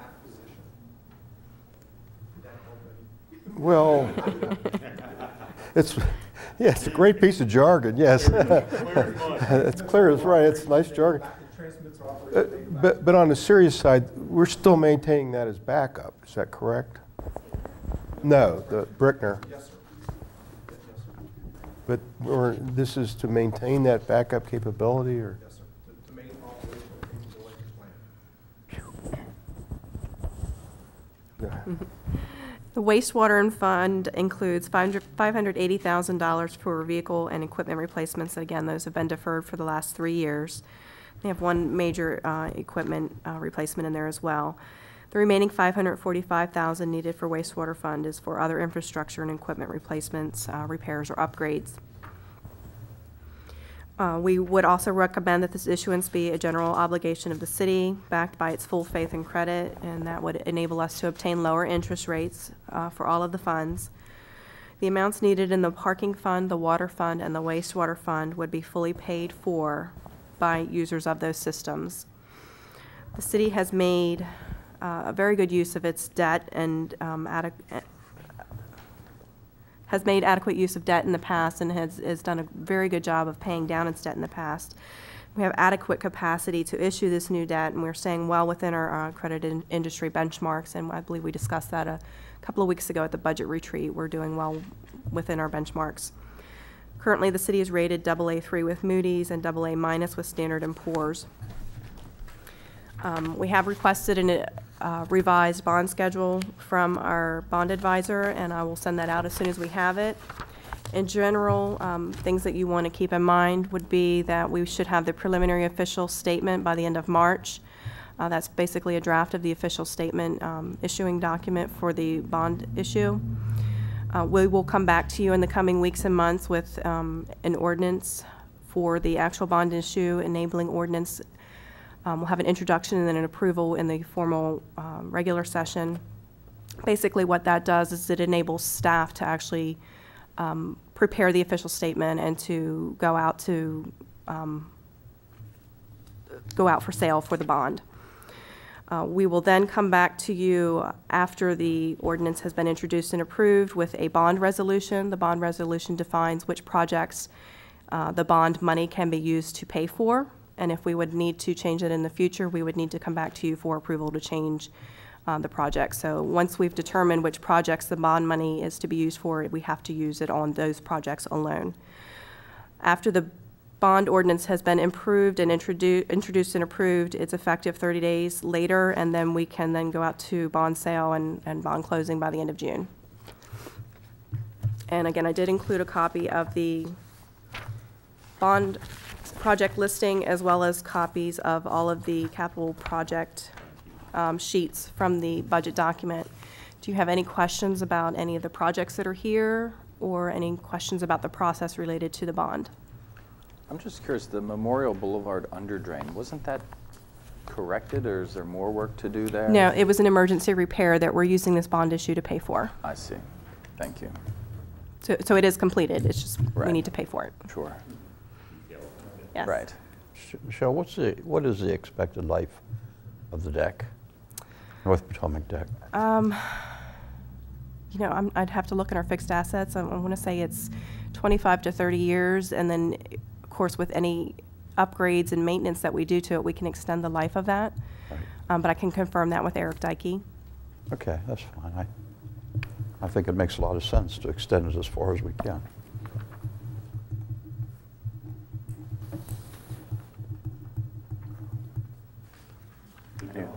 Thank you. All right, we will move forward with this. And just one point we'd like to just make is that as you look at that list, the sheet with the list of projects, it's based on the current year's budget. So it doesn't include anything for a stadium. It doesn't include anything for a major downtown project. If we were to consider upfront funding for that kind of project, we wouldn't have money in this CIP to do that. We can explore options, but just wanted to make sure Mayor and Council were aware of that as you look at the million in the general fund. That's a very good point, Bruce. And we did begin this process last August, and Marty and Lou are well aware of that. On the project listing, we did leave the stadium on there with a $0 amount so that you could see that we did in fact remove it from the bond issuance. What was the previous amount that you had in there? About $4.4 million. Okay. We deferred that. Sure. The stadium had not been. There's nothing that prevents us from re-adding it.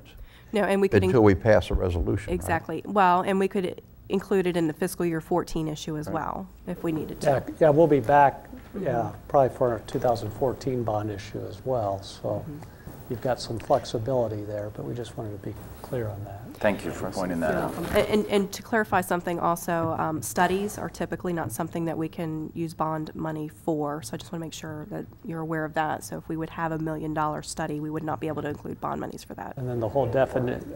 To build a deck, we could. Yeah, definition of public use will be another consideration for the bond council. Okay, thank you. Thank you very much. Thanks.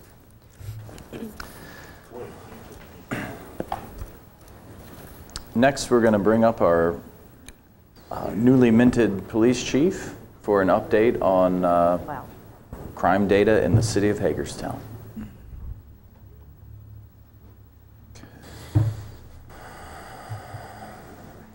it be all right if everybody would use the podium tonight? Sure. Would it be okay with the mayor and council?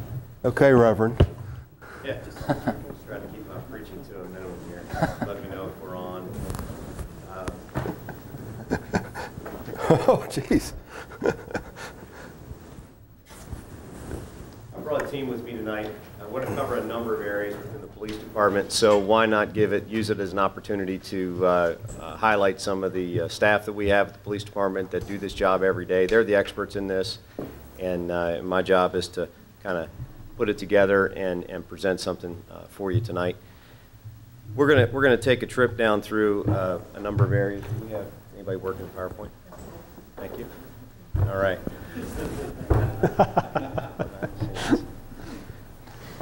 First off, I'd like to thank the Mayor and Council for the opportunity to come down here and present our vision for 2013, our goals and objectives for the year, and how we plan on doing policing in the city of Hagerstown. We have a number of areas up on the agenda that we want to cover tonight, and I'll cover a few of those for you. First off, our goal tonight is to give you a look inside the operations of the police department and share with you some management techniques that we're going to be using this year. Two most important ones are going to be intelligence-led policing and community-oriented policing. Now, they were in our packets that we handed out, you probably got last month, along with all the other city managers. And those two key themes of intelligence-led policing and community-oriented policing, you're going to see throughout this presentation. How do we use the data that we get and the information that we get, compile that with feedback from the community to do policing in Hagerstown? Some of our goals and objectives tonight are going to be have specific measurable outcomes with regard to robberies. I know that's been a topic lately. So you'll see how we're going to use that as a measurable outcome this year. We're going to be covering our crime statistics and giving you an up-to-date comparison with other cities around Maryland. How well are we doing? And we're also going to be using that as one of our measurable goals. We're going to touch on grant funding. Our partnerships, and I'll just stop right for a second. Partnerships will be one of the key things you'll hear throughout the night. And it'll be what I close with is partnerships. It's one of our key things that we're working on. I'm going to give you some new examples. We're not going to go over the old roadmap, although they're all still in place. We're going to give you some new examples of where we're using partnerships to save the city money and improve our operations. We're going to talk a lot about neighborhoods and how a lot of our programs are intentional towards supporting neighborhoods, strengthening neighborhoods, some of our crime prevention techniques and technology. You're going to see where they come together in these neighborhoods to share the information with the public. And we're going to talk about crime trends. We're going to get into some storytelling. Everybody remembers stories, and we have some real good ones for you tonight with regard to narcotics, with regard to robbery investigations, and how we actually get the job done on the street using the information that we put together. And then we'll have some future discussion ideas for you as well. So just a quick look, the Hagerstown Police Department handles around 61,000 calls for service a year. We write about 8,000 police reports with the 95 police officers that we currently have on the street, and they make about 2,700 arrests a year. And those are average numbers for us. They're not fluctuating too much, but it just shows how busy the officers are on the street. The goals and objectives. Okay, thank you. Our approach to policing. Back to this. Intelligence-led policing and community-oriented policing. The blended approach is what we're going to, you'll see throughout the presentation. These are both evidence-based policing models and just have been proven to work in other cities around the country, and we're going to be bringing them to work here. So goals and objectives. Measurable outcomes. You know, how do you measure what you're doing? It is not sustainable, really, to say you're going to reduce crime by 10% every year. It just, you reach a point where that's not going to happen. So what you do is you focus on the things that you can make an impact on. For instance, with regard to robberies, and hold it right there, within robberies have been flat from year to year, from last year, from 11 to 12. However, within inside the data of robberies, we've seen an increase in armed robberies and robberies with weapons. That is also going to tie into our Safe Streets program that we currently have going on, and so we made that one of our measurable goals to try to impact both of those positively with a 10% reduction at least. The third and fourth goals deal with comparison cities, and we've brought this before to council. Some of it might be new to you, but we try to pick cities that are comparable to the city of Hagerstown. Well, we're not comparable to Annapolis. However, if you look at it on a larger picture where they have an actual police department, a full-service police department, surrounded by a sheriff's department that's a full-functioning sheriff's department, and they're working in Maryland, which means they operate under the same rules, legislation, and laws that we work under. So those cities have been picked several years ago. We continue to feel that they're good cities to compare ourselves to. And so you're going to see some of the slides that Dr. Alexander is going to bring up here that shows some measurable goals there. So we're going to be looking at overall Part 1 crimes, which are serious crimes, and the next one will be violent crimes, again tying in with Safe Streets programs and other things. And our last one is a brand new one for us. This one's going to deal with citizen satisfaction. We've never done this before, but we have, we think, a workable plan to develop a baseline for, we'll call it citizen satisfaction with the police department. So this may come in the form of a phone call to somebody who had a domestic call at their house or a report of a break-in at their house. Give them a quick call, fill out a quick comment card over the phone with them, and compare that data. And at the end of the year, we're hoping to have a baseline to work from, bring back those numbers to you, and then work as years to come. So we'll be doing that through telephone, through the internet, off our webpage, and also through public conversations and talks that we give. The next part I'd like to turn over to is Dr. Alexander for our comparison statistics.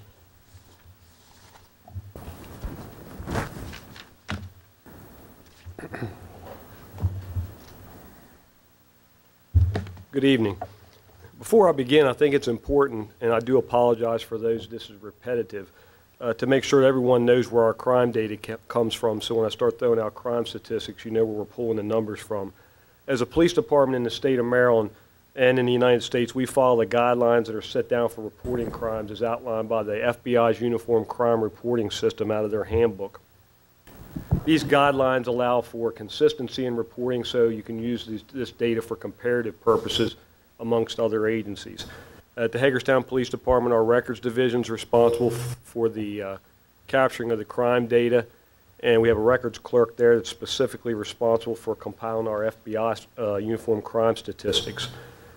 What she does is she actually will submit that crime data to the state of Maryland. State of Maryland State Police has a central repository for records. They compile a state UCR report. Then the state of Maryland's responsible for submitting all that data to the FBI for their Uniform Crime Report, which is a national report that comes out every year entitled Crime in the United States. The data that you're going to see this evening is going to be referring to something called Part 1 offenses. Part 1 offenses are serious crimes. Serious crimes are broken down into two areas. They're personal/violent crimes as well as property crime. Some of you may be familiar with this, some may not, but violent crime, when we talk about violent crime, we'll be referring to murder, forcible rape, robbery, assault. Property crimes are breaking and entering, larceny, also known as theft, motor vehicle theft. Arson also falls under that, but we don't capture that data since the fire marshal does. In the slides that follow, two important points to be aware of. You'll see me refer to the word crime rate. If you're not familiar with what that is, when I discuss crime rates, what I'm actually referring to is the incidence of crime to the resident population. This is reported for every 100,000 citizens in the specific jurisdiction that you're referring to. And what that allows is for a comparison between different cities. You also see me mentioning crime data, actual crime numbers.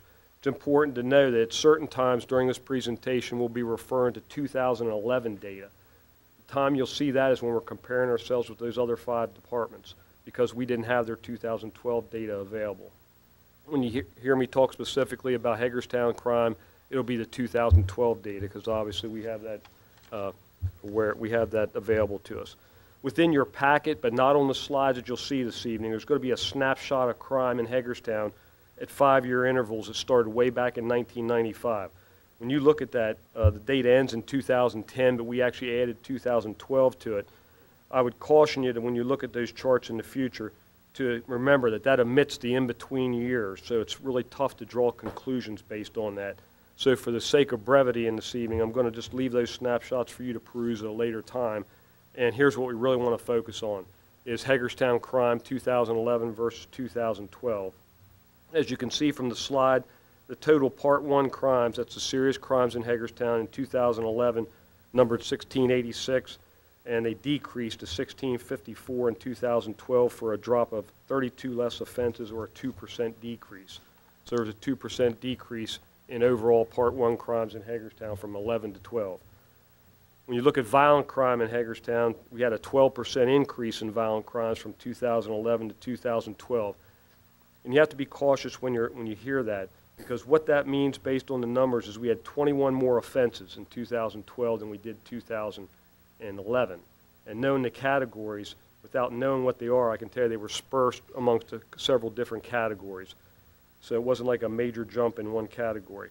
When you look at a chart like this too, it can be deceiving because the intervals on the y-axis on the left because they're 100 increments, it makes it look a little bigger than it would be if we went by ones. You wouldn't be able to tell much of a change.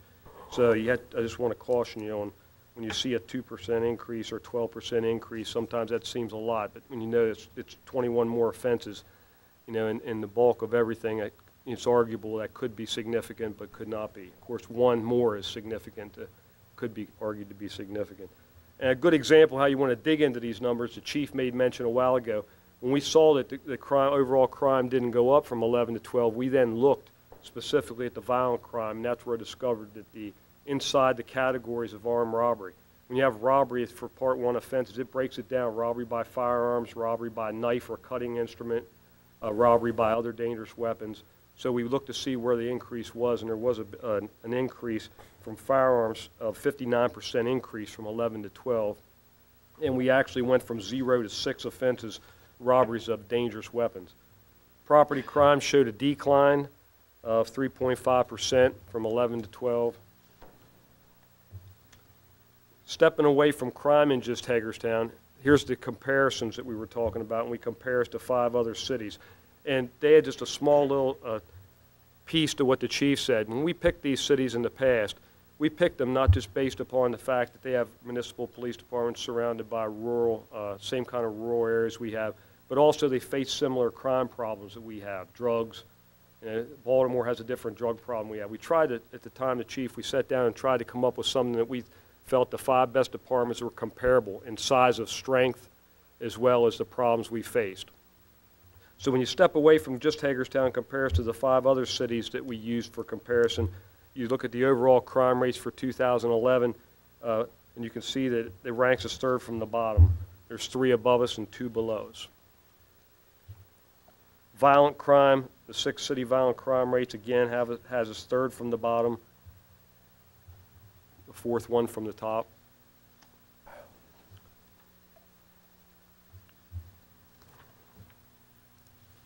Was that property right before that? Or did we miss that? Yep. Property was the same as violent, the rankings were. Property crime showed the same ranking. Information from department expenditures. We tried to throw up a chart that would compare the 5 departments based upon our fiscal year police operating budgets compared to the population of the cities, the different cities. This figure was compared with the most recent population for each city. And just so you know, every time we make mention to a city population, we're using the most recent U.S. Census report, which is the estimated population for 2011. As you can see, Hagerstown had the 4th lowest figure out of 6 departments. The the operating budgets I obtained from these departments in December of 2012, so they would all be their fiscal 2013 budgets. So as you can see, we have the 4th lowest figure out of the 6 departments as far as the budget based on our city population.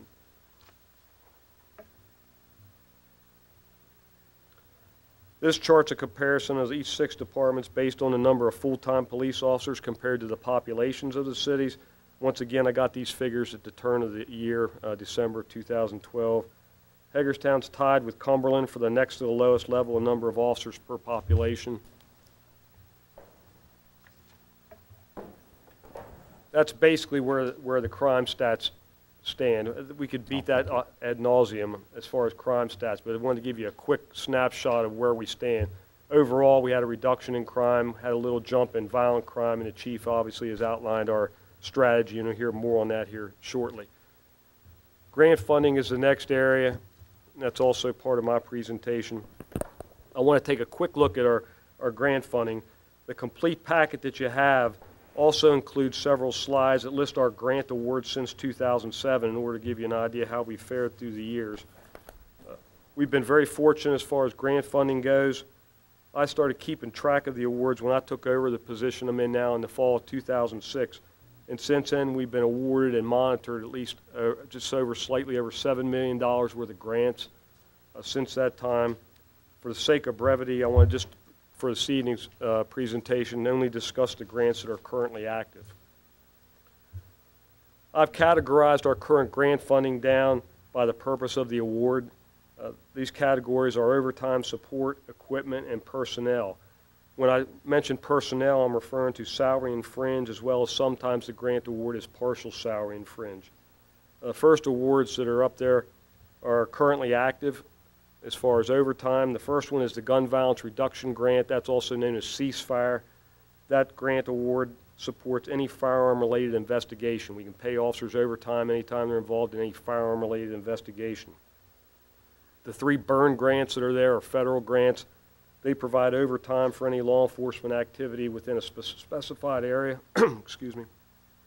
Prior to 2013, that was a C-safe area, but since then, with the state's change from a geographic base to an offender-based initiative, now that's changed the boundaries to the whole city of Hagerstown, so we can do any police initiative anywhere within the city limits, covers the entire city. And those initiatives under the burn grant can range from anything traffic-related to criminal, or anything that's innovative or it's evidence police-supported policing strategies. The second area is equipment. Equipment grants have greatly aided the department. We currently have 3 grants that are open for equipment, with the largest being the COPS Technology Award for $900,000. It allows us to support our community policing efforts throughout the use of various technologies, of which you'll hear some of those later. The CFSI, which is a Coverdell Forensic Science Improvement Award, has allowed us to purchase equipment for the Western Maryland Regional Crime Laboratory. And the BVP award program is a federal grant that allows us to buy body armor to make sure our officers are equipped with body armor. Next category is personnel. These 4 grants focus on personnel, and I want to focus only on the 2 major awards that you'll see up there. The first one is the COPS Hiring Grant. That was for $625,000 and allows us to hire post-9/11 veterans. We received the only award in the state of Maryland under the COPS Hiring Grant. And our grant is for 5 officers, and it's a 3-year grant. The funds actually cover 3 years. The other major grant award is the Maryland Safe Streets Act. It was awarded through the Governor's Office of Crime Control and Prevention in the amount of $160,307. It pays for a violent crime prosecutor, a crime analyst, partial support for 2 officers. In other words, it pays partial salary and fringe. And we have some contractual funding awarded through that grant where we pay the sheriff's office for working directly with the initiative, the Safe Streets Initiative, as far as warrant service. And Lieutenant Kiefer will speak shortly on the Safe Streets Award. Final area is training. We've been very fortunate to be able to procure funds for training. Sometimes our budget doesn't allow for the training if it's not already budgeted for, and we've been lucky because we've been able to pull from the Governor's Office, again, of Crime Control and Prevention, as well as the local government and insurance trust fund. The 2 that one just finished, the other one's active, just getting ready to start. We've been able to pay for a kinesic interview and training and firearms instructors training. These grants cover costs of travel, be it flight or driving, covers meals, and it covers the cost of tuition for these courses. The summary, the package you have will also include other trainings that we've had in the past. So our current active grant totals, that's been a very brief overview of our current grants. I've left out even currently some of the smaller grants we have, such as traffic-related grants. They're good examples of some things that we've left out for brevity purposes. But currently, we're active right now working with $1,850,140 worth of grant funds. And the new grant solicitation period will be coming up here very shortly, so hopefully we'll be adding to that.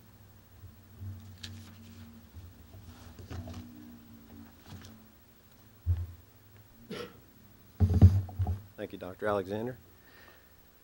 As you can tell, our crime stats are in good hands, and so is our grant funding. I don't know if you mentioned it, but about $9 million in grant funding in the last few years that Dr. Alexander's brought to the city of Hagerstown and our department.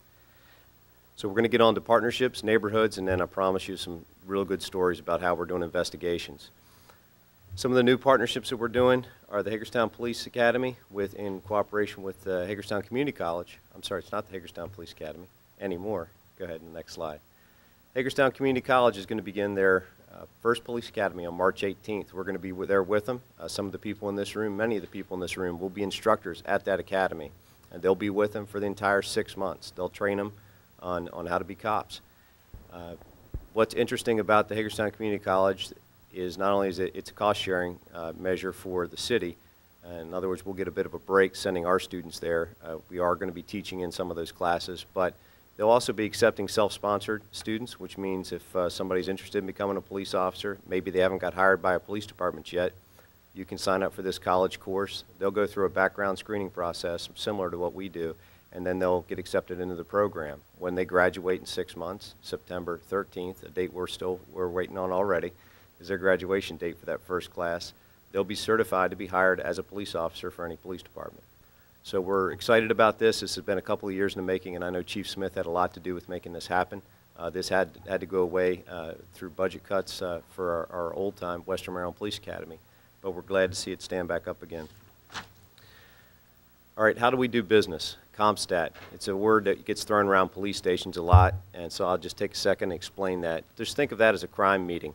It's how we do business. We get together every 2 weeks, and we have meetings, much like any other business, except this one's generated around crime and solving crime problems and identifying crime trends. This is where we start to use the intelligence-led policing, the data, the maps, bring them together with neighborhood information, what's going on the street, community meetings, neighborhoods first meetings. All that information comes back together into this meeting.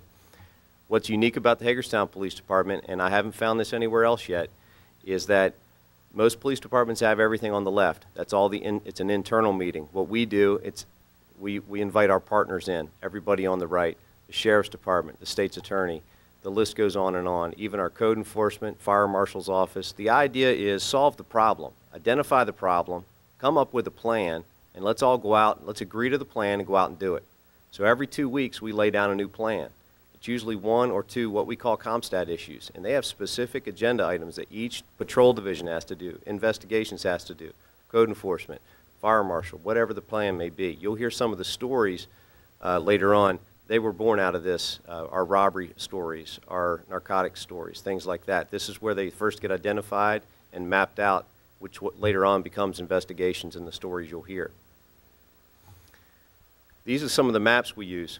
What you're looking at is the city of Hagerstown. It's that broken, colorful picture behind it, and each one of those colors is a different patrol area. There are 6 patrol areas in the city of Hagerstown for us. A typical CompStat meeting, we'll go into it, and we'll take a look at the map on the right. The map on the right would be the current, what's currently happening right now. This will be crime, and these are up to date, actually.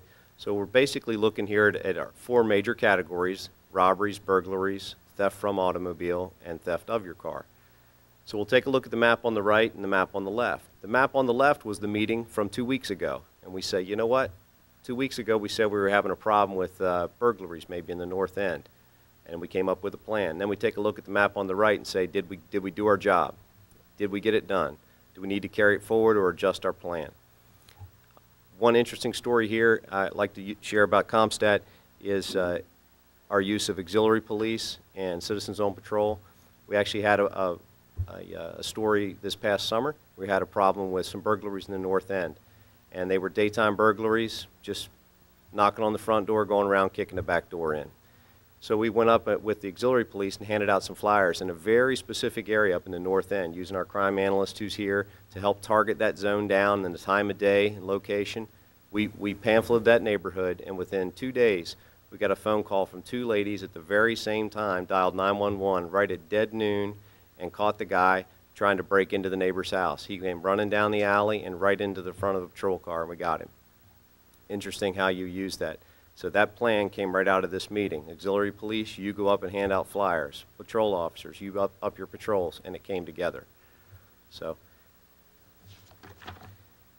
and my last slide here is, boy, it would be nice to look at those maps myself. Well, guess what? You can. You go on to crimereports.com, and the council member actually has a live view up right here, and that's really interesting. You can pick the crimes that you're interested in looking at. You can drill right down into your neighborhood and get up-to-the-day information. That is updated every single day for you, so you can see what's going on in your neighborhood. As a word of caution, we do wash it out, so it doesn't have the actual address. It'll have the block number. The point is there, it's good to know what's going on in your neighborhood, but not what's going on with your next-door neighbor. All right, so we kind of give a little protection there. But it gives you a real good idea what's going on. Along the idea of partnerships, the first part of our CompStat meeting is all about the area, what's going on in the area. But areas don't commit crimes. Criminals do. So how do we identify those criminals? That comes our Safe Streets project. And Lieutenant Kiefer's here, and he's our coordinator for a Safe Streets project. So you're entering part 2 of the CompStat meeting. Evening, everyone. Safe Streets, what is it? For those of you who have been around before, you were familiar with the C-Safe grant program. This is very similar. As Lieutenant Alexander spoke about earlier, the C-Safe program was geographically based, and the Safe Streets program is offender based. So what does that mean? Well, it means that we identify and we prioritize offenders that are committing the crime in our neighborhoods. And we concentrate on violent and repeat offenders. Is who we really focus in on.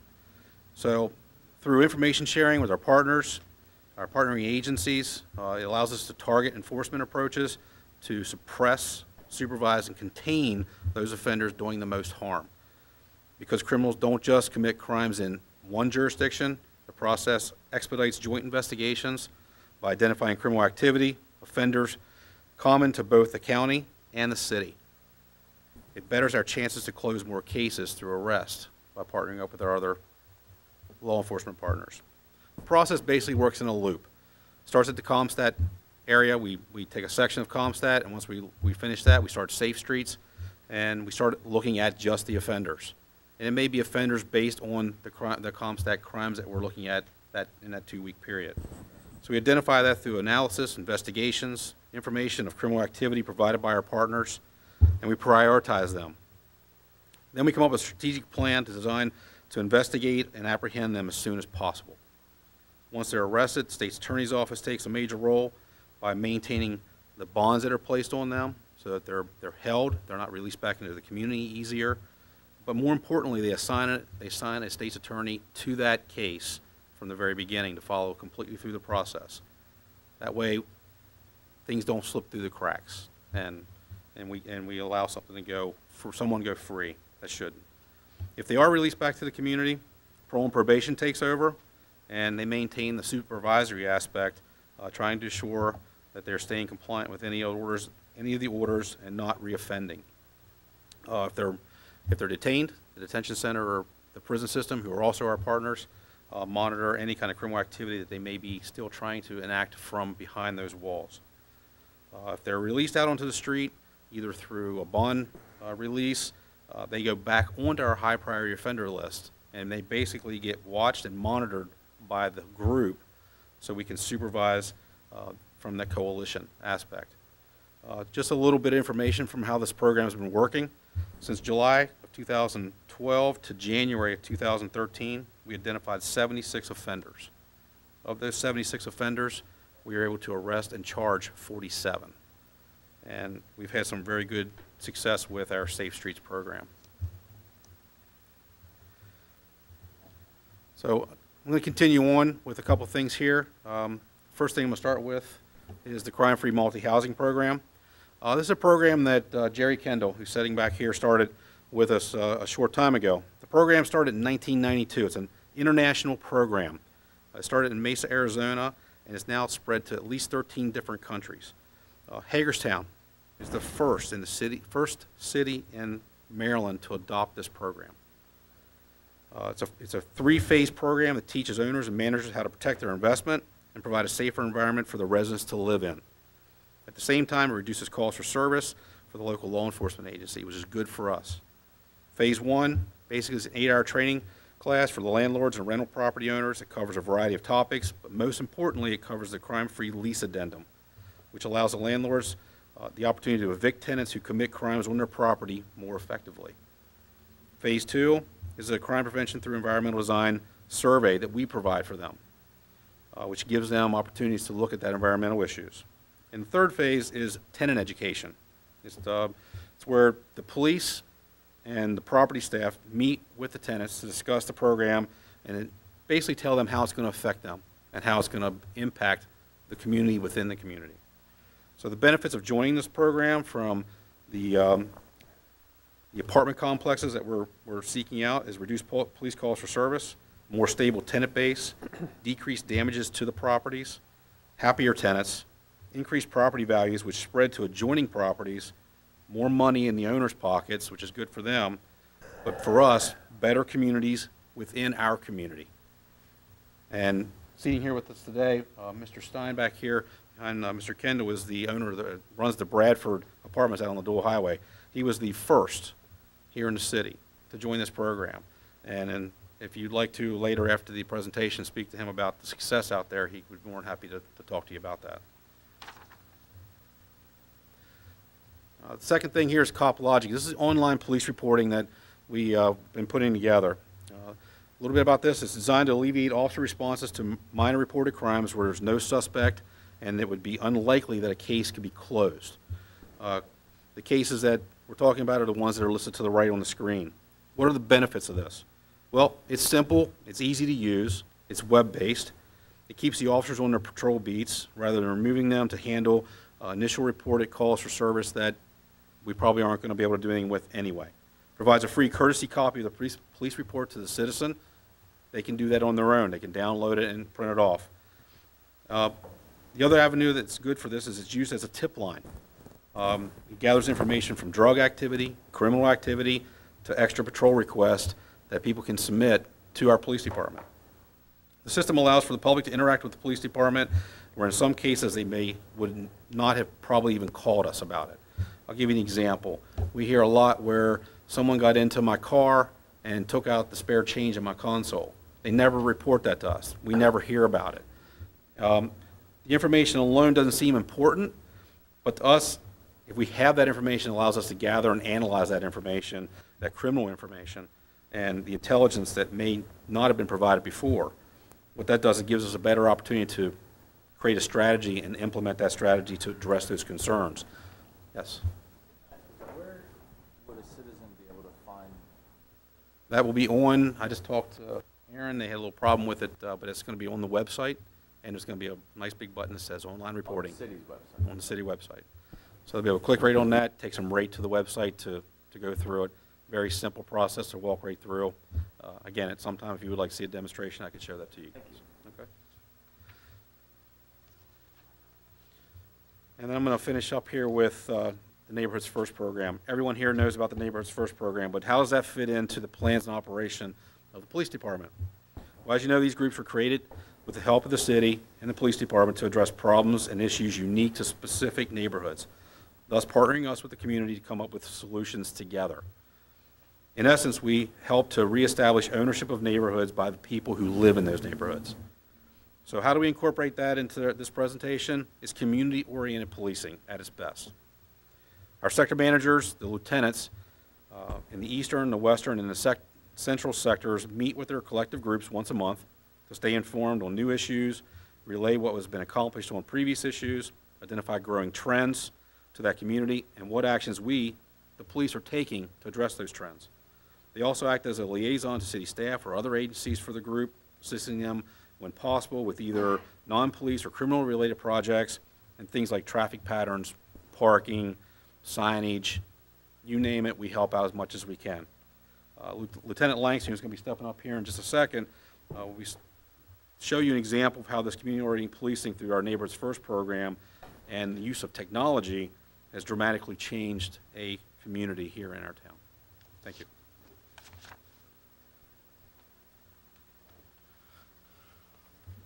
Good evening.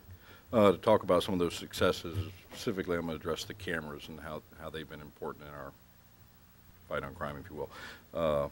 In the last year, through grant funding, we've added 50 new cameras to the existing approximately 120 plus already in the city. Our cameras are in several platforms. Some of them are movable, some of them are fixed, some are actually covert. Our goal is to integrate all the cameras in the city and with intelligent software and allow us to monitor them 24/7 and record that. And what we want to do by that is create virtual gated communities. What I mean by that is we cover certain neighborhoods that Dr. Alexander and Brad Stottlemyre have determined based on crime statistics where the crimes are happening. And all those cameras have been placed on that at egress and ingress in the natural, of the community. Most of those, some of those will be like Nolan Village, Locust Point neighborhood, the downtown neighborhood, Mulberry and Fairground neighborhood. Some of the success we had is the Locust Point neighborhood, working with the sector manager and Neighborhoods First group. They identified problems, residents, people in the community And with the patrol changes and the installation of the cameras, the calls for service have greatly gone down in that neighborhood. Also, in an effort to address, commercial problems and robberies, we place cameras on businesses that seem susceptible to robberies or have been robbed in the past.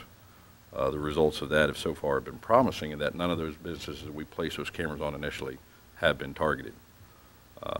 We've had a spate of recent robberies on commercial establishments where we put cameras, and also, since the cameras have been put up, there's not been any additional robberies on those establishments. Along with the grant funding, the COPS Tech grant that Dr. Alexander was speaking about has purchased most of these cameras in the last year, but we're also able to get an IT tech to support us in current and future investigations such as computer forensics, cell phone technology, and support to the cameras.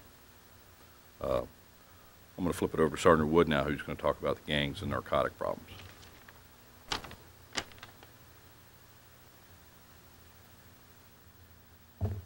Good evening. How you doing? First, let me just say that I'm not a gang expert by any stretch of the imagination. We have 2 guys that were assigned to our unit. One was Agent Dunkel. We've recently lost him to Philadelphia. So Ryan Shiflett is the only guy, but just by default, being the supervisor out there, being involved with those investigations, I picked the short straw. So just to give you a little overview, in 2012, we had 1,133 validated gang members that were released from Maryland DOC into the community. That ranks us 4th because 43 of them were released into Maryland. Baltimore City, Baltimore County, 1 and 2, Anne Arundel County was number 3. We have currently 300 validated gang members living in Washington County. Bloods and Crips still pose a problem. They're still out there, but I want everybody to keep one thing in mind. When you're in the Division of Corrections, that's kind of a way of life. You have to join a gang to survive.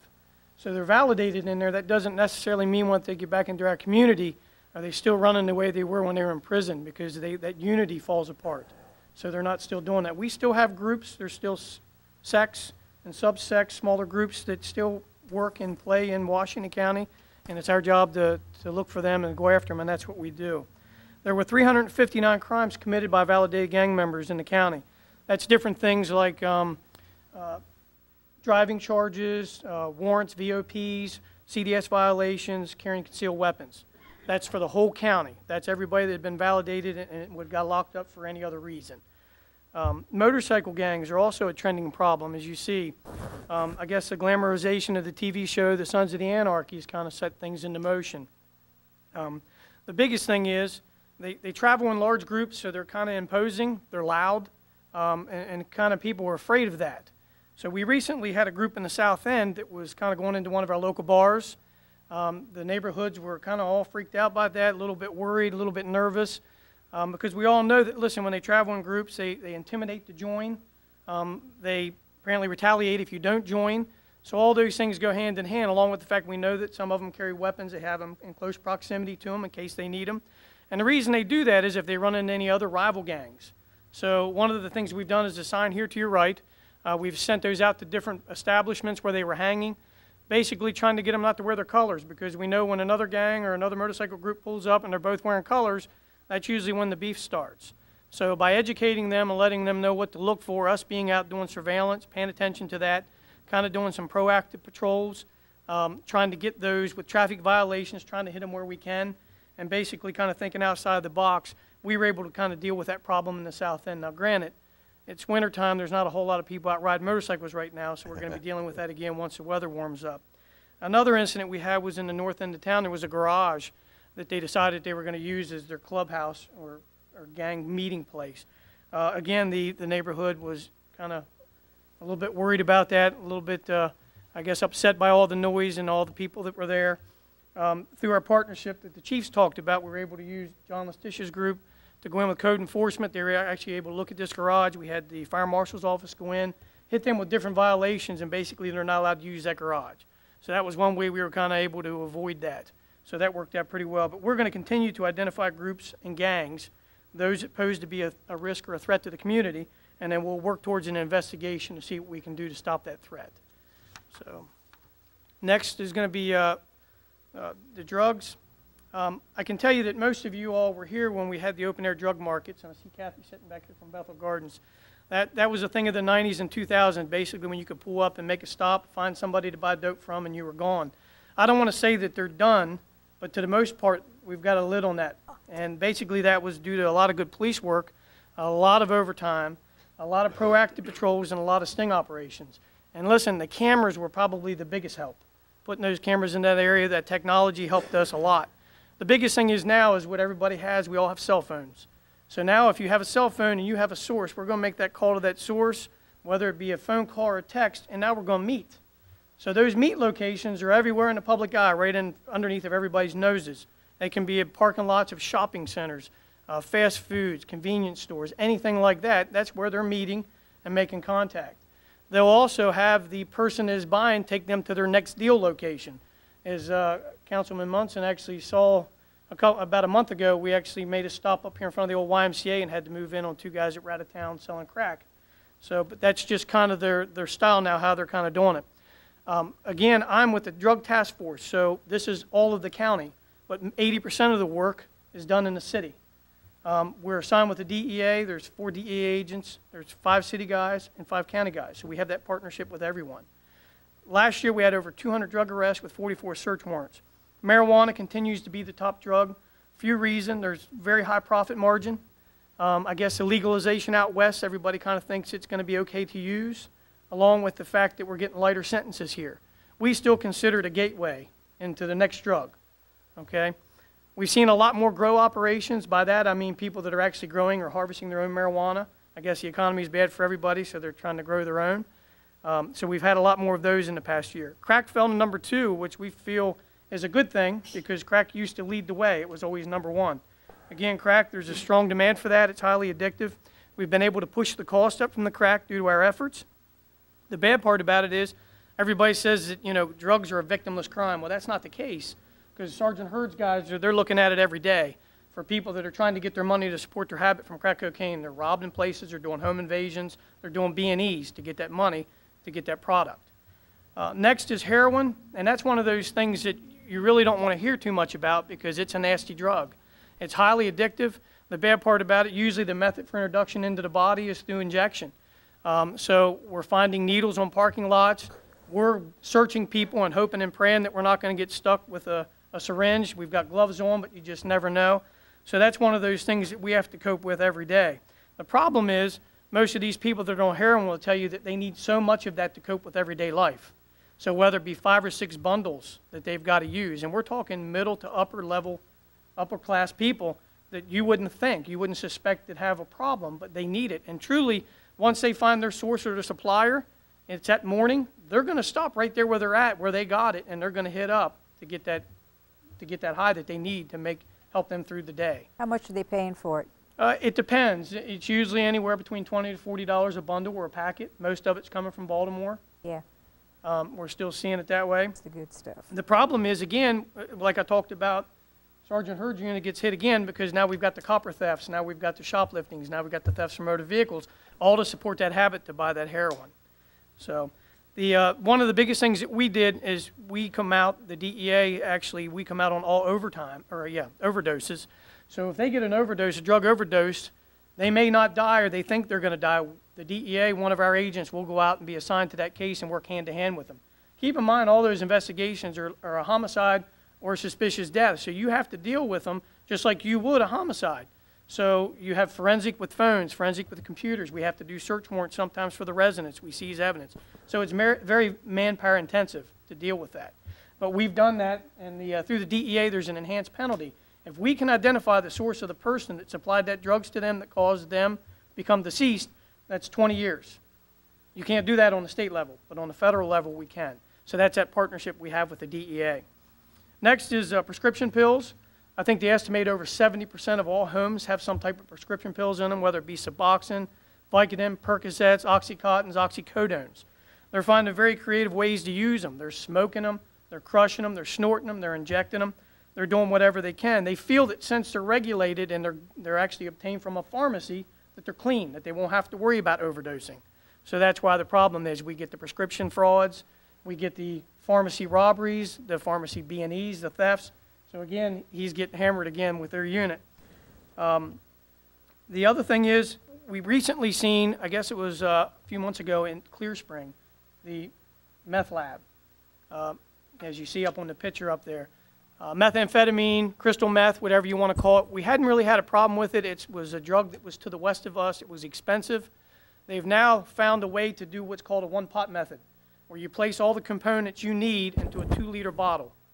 Once you place the lithium strips in there with the pseudoephedrine and with your Red Devil Lye, your brake cleaner, whatever, that causes a volatile reaction with that liquid. And you have little small explosions in that 2-liter bottle, and they'll keep burping that to let the air out. The problem is once those lithium strips hit in that bottle, it becomes very toxic.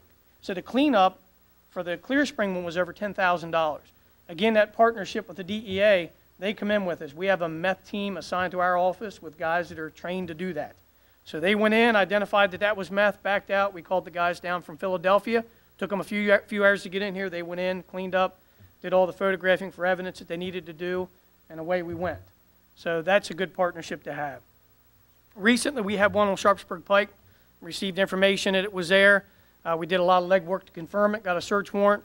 We hit the door. We hit the door about 30 seconds to a minute before he had all those components ready, before he was ready to tear off the lithium strips and drop them down in that 2-liter bottle. So that was a good thing, but we still had to take him, and then Jeff Kirchhoff and his team had to come out and deal with all that. But the good thing is it wasn't active, it wasn't toxic at the time, but we were 30 seconds to a minute away from being that way. The bad part about it is meth users are very violent. Even then, every time we were there, they're very confrontational. They actually wanted to provoke us into doing something on every one of them. So that's the problem with meth. So hopefully we can keep it away, but I got a feeling that that's things yet to come. Spice, I guess it was April of last year I came in and spoke to the Mayor and Council. Spice is a designer drug, a synthetic cannabinoid. We had 10 overdoses last year up to that point. With some changes that they've made, and I'm going to kick it over to Jeff Kirchhoff. And I want you to know, we've thrown a lot of stuff at Jeff Kirchhoff's group with drugs and figuring out, trying to figure out what stuff is. Those guys, we haven't stumped them yet, so they do a real good job. But he'll finish up with the Spice and where we are. Curtis, before you leave, how easy is it to obtain prescription drugs on the street? That's a good question. I mean, listen. It's more and more commonplace now. It is it is. I'm being told that. Yes, and I don't know, and to go into, I guess, a little story, the DEA, we were able to go in and shut down a local pharmacy here. They actually were filling prescriptions for $500 to $1,000, and you had to have cash to get that filled. There's no way that the human body could handle what those prescriptions were prescribing. No way. So we would have them go across the street into a fast food parking lot.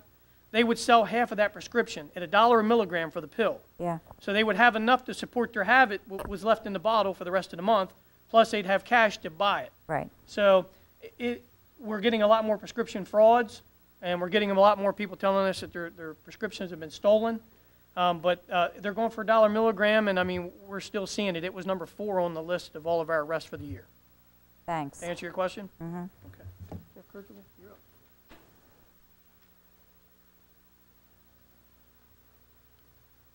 Along the same lines of Sergeant Wood, my name's Jeff Kirchhoff. I represent the Hagerstown Police Department's Support Services Crime Lab. One of the things that we're able to offer is immediate support for criminal investigations such as narcotics investigations where, for example, they may need certain information in order to obtain a search warrant. And in cases like that, we're able to immediately take those substances, examine them, get the information so that a search warrant can be obtained and the problem can be dealt with quickly. Along the same lines as Councilman Nye, what we've seen is a huge shift in the drugs that we have in our community. Back in 2007, marijuana and cocaine made up almost 90% of our drug seizures that were submitted to the crime laboratory. That's changed from 2007 to 2012. What you see, a large increase in pharmaceuticals, a decrease in cocaine, and a large increase in heroin submissions. One thing about heroin that I'd like to add is the heroin that we're getting in our local community isn't just heroin. It's cut with a lot of different things. We're seeing there's no quality control out there, like when you go to a pharmaceutical and the FDA approves a particular drug. With our heroin seizures that are being submitted here, we're seeing a combination of up to 5 or 6 different components along with the heroin that are in that mixture that people are taking and injecting into their bodies. So you have the added the added detriments that would be associated with that. Heroin's also a physically addictive drug. So with cocaine, cocaine's a psychologically addictive drug. Heroin is a physically and psychologically addictive drug. People that are addicted to heroin, as Sergeant Wood said, may need to shoot up multiple times a day. They're not usually contributing members of society, but what we see is criminal activity associated with the drug trade in our community and within other communities in Maryland. The heroin trade isn't unique to Hagerstown. It's happening across the state and across the mid-Atlantic states. It's a phenomenon that has started to take over the last 5 years. When I came here years ago, we had almost no heroin, and we didn't see it for a long, long time. And now it's making its way into our community. What you'll find with this criminal activity is we have the criminal activity associated with selling the drugs and using the drugs, but then we also have the criminal activity associated with the support of the habit, the thefts, the robberies, the burglaries, so on and so forth. And then the stupid things that people do when they're under the influence of drugs that are also a detriment to our community. In January 2013, this represents the case submissions, and some of these are actually from December of 2012, which were submitted to the Western Maryland Crime Lab. Look at heroin. It makes up 40% of the cases that were analyzed in January. I have a feeling that that number is probably going to decrease some as the seasons change, but right now this shows you what kind of problem we have that we're facing. Along with the pharmaceuticals, we see a large increase. And most of the pharmaceuticals that we're seeing are the narcotic pharmaceuticals along the same lines as the heroin, the painkillers. Yep. Bath salts is definitely a new one. The bath salts and the synthetic cannabinoids kind of hit about the same time. The bath salts really are just making their way into our community now. The last part of 2012 and the first part of 2013, January 2013, we've seen more bath salts submitted than we had previously. Back in 2007, we didn't see any of these things.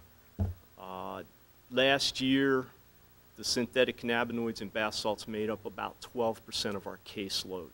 The thing about the synthetic cannabinoids that was so appealing and that kind of let it get its foothold in our community is for a long time it wasn't regulated, wasn't illegal. And along with that came the thought among folks who used it that, well, if it's not illegal, it's not dangerous.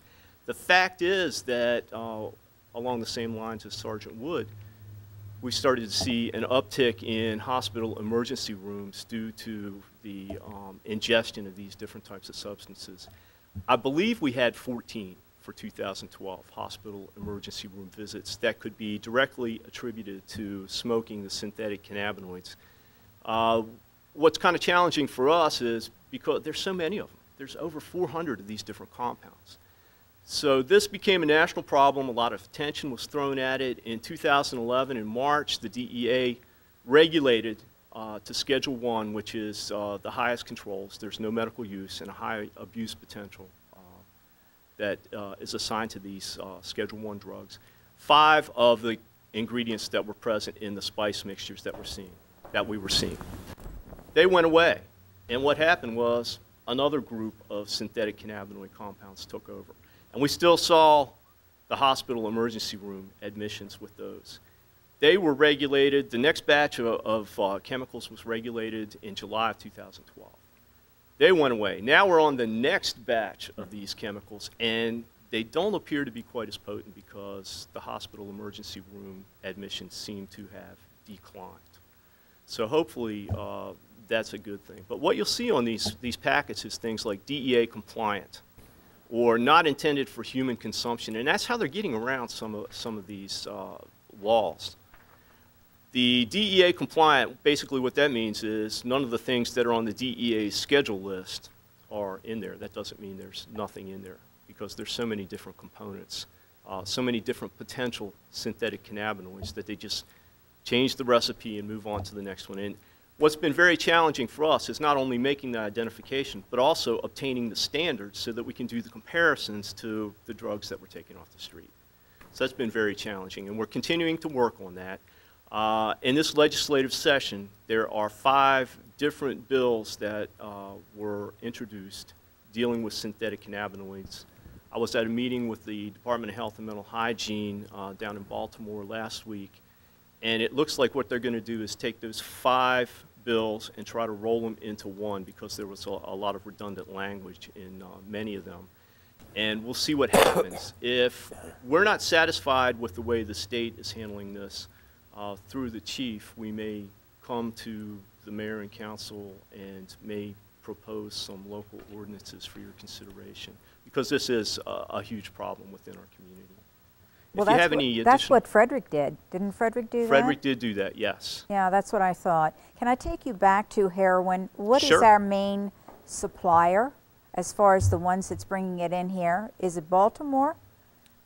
Or Most is of ours it another seems to be state? coming from Baltimore, but I think Sergeant Wood probably would be better to Baltimore? address that. Okay, because I knew Greencastle had a huge problem, but it had not hit the city of Hagerstown.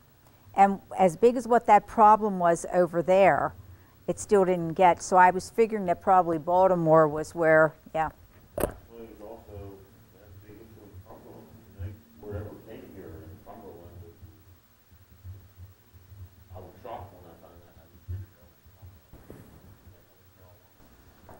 Yeah. If any of you folks have questions, I'll be around, or please feel free to call me up at the police department. Thanks.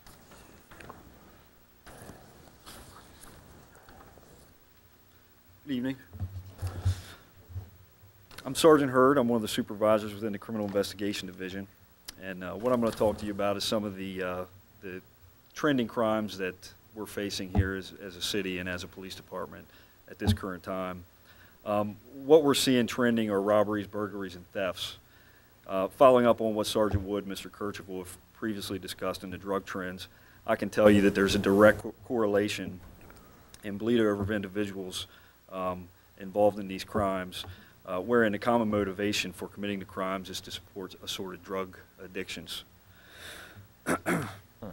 Given I only have a short period of time, I'm going to focus on robberies that have occurred over the past 2 months.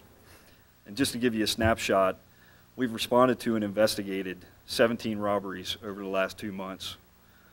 Out of those 17 robberies, 13 have been cleared, and that yields a 76.6% clearance rate for us.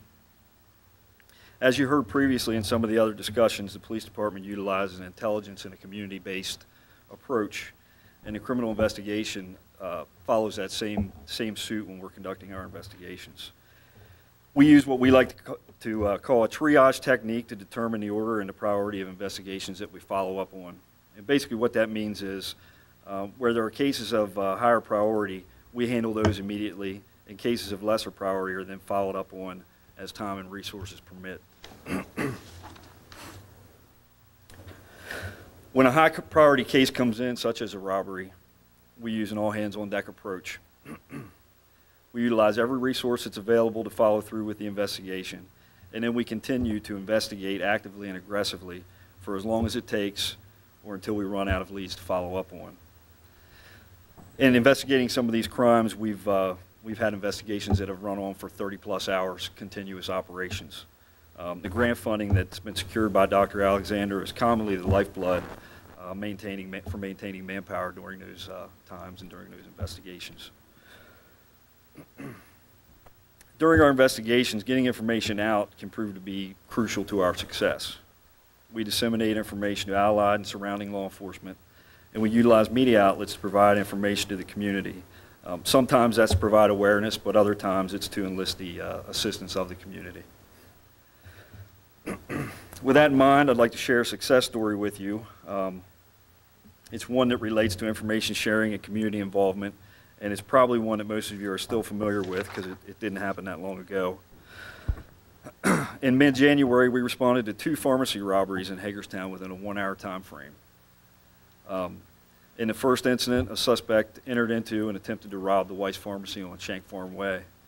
Approximately 40 minutes later, in the second incident, the same suspect entered into and robbed the Rite Aid on North Burhans Boulevard. With that, simultaneous investigations ensued.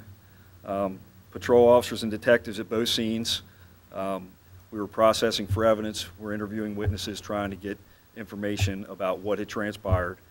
We also have officers searching the areas in an attempt to locate the suspect.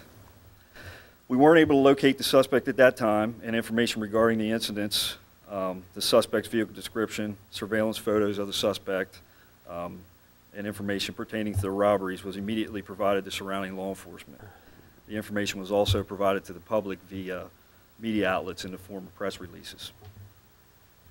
Unknown to us at the time, the suspect had driven to McConnellsburg, Pennsylvania, drove there where he abandoned the vehicle that he was driving during the robberies. Sometime thereafter, he went to a local car dealership in Pennsylvania where he stole another vehicle. The next day, an alert citizen observed a male parked in a vehicle, later determined to be the vehicle that was stolen out of Pennsylvania. The male was parked in a parking lot of a local business that was close to the CVS on West Wilson Boulevard. Knowing about the robberies that occurred the previous day, the citizen became suspicious that the male was casing the CVS. With that, he notified police and attempted to make contact with the male to find out what his intentions were. As he approached, the male noticed him approaching, got spooked, and left the area before any contact was made. Responding patrol units weren't able to locate the male either. Later that afternoon, I received a call from West Virginia State Police advising me that a pharmacy in Spring Mills, West Virginia had been robbed. Information was exchanged between West Virginia authorities and myself, and we were able to confirm that the suspect in our robberies had also committed a robbery in West Virginia. With that, West Virginia authorities were able to locate the suspect a few hours after their robbery.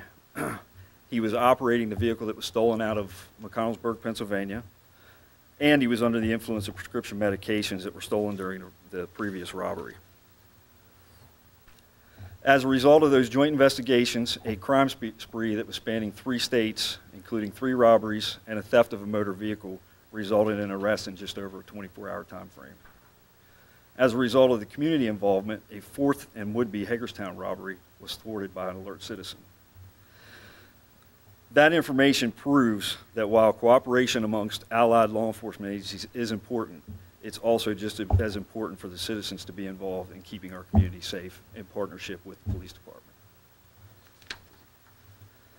And with that, if there's no questions, I'm going to turn it back over to the Chief. Thank you for your time. Chief.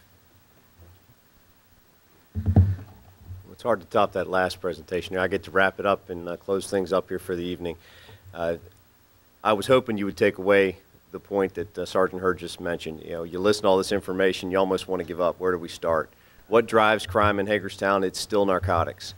It's changing. Heroin is on the scene now and stronger than ever.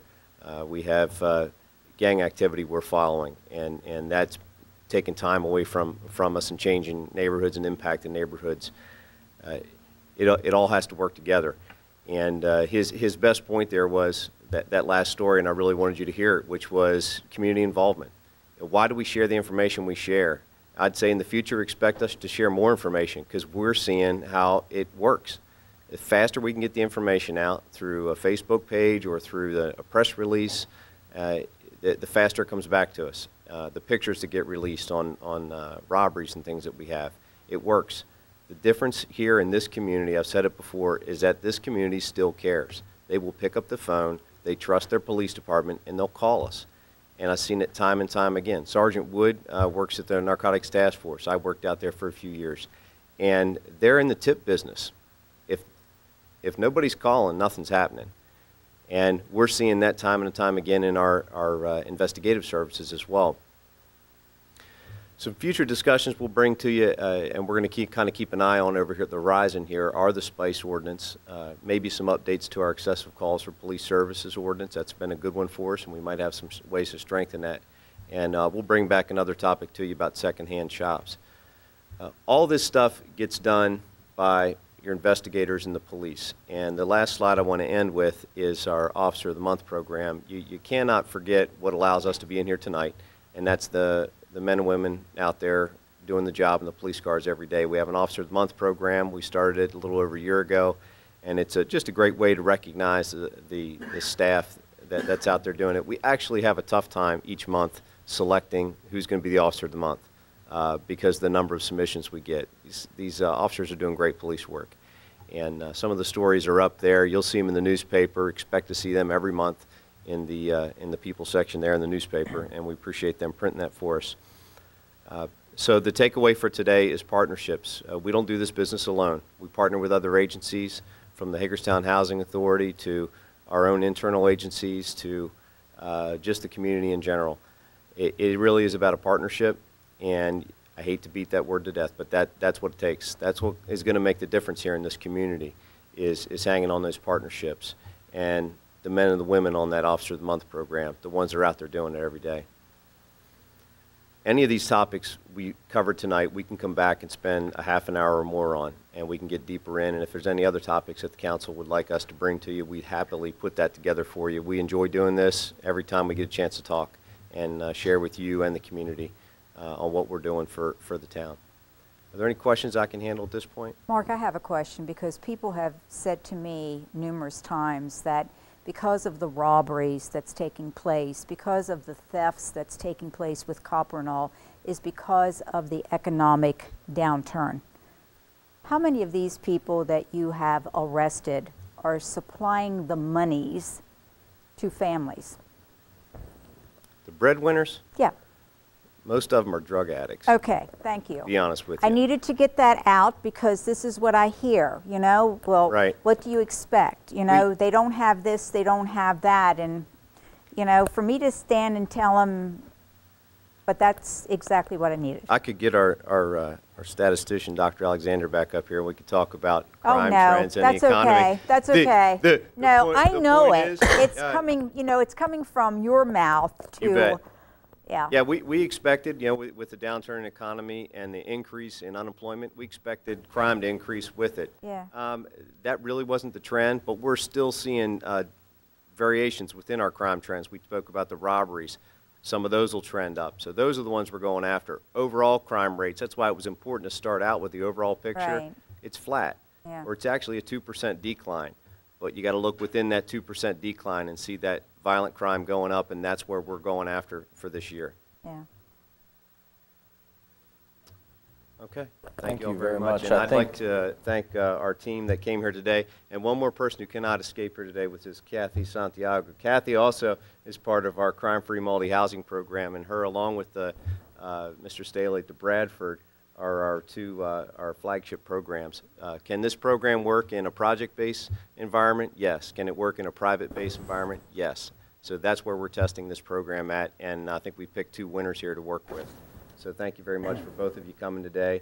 It didn't get mentioned, but you really should get a chance to talk to both these folks afterwards and talk about how their stability in their units and their occupancy rates are actually increasing by being on this program. Yep. So thank you for both of you, and for Officer Kendall running that program. Thank you all very much. Thank you, Chief Holtzman, and I want to thank the rest of your crew here, because I really do think it demonstrates how committed you are to our community, how important it is that the community stays involved with their own policing and the safety of the community, and how important it is that you make data-driven decisions. And I think that your presentation here tonight just reinforces what a great job you guys are doing, and keep up the good work. Thank you.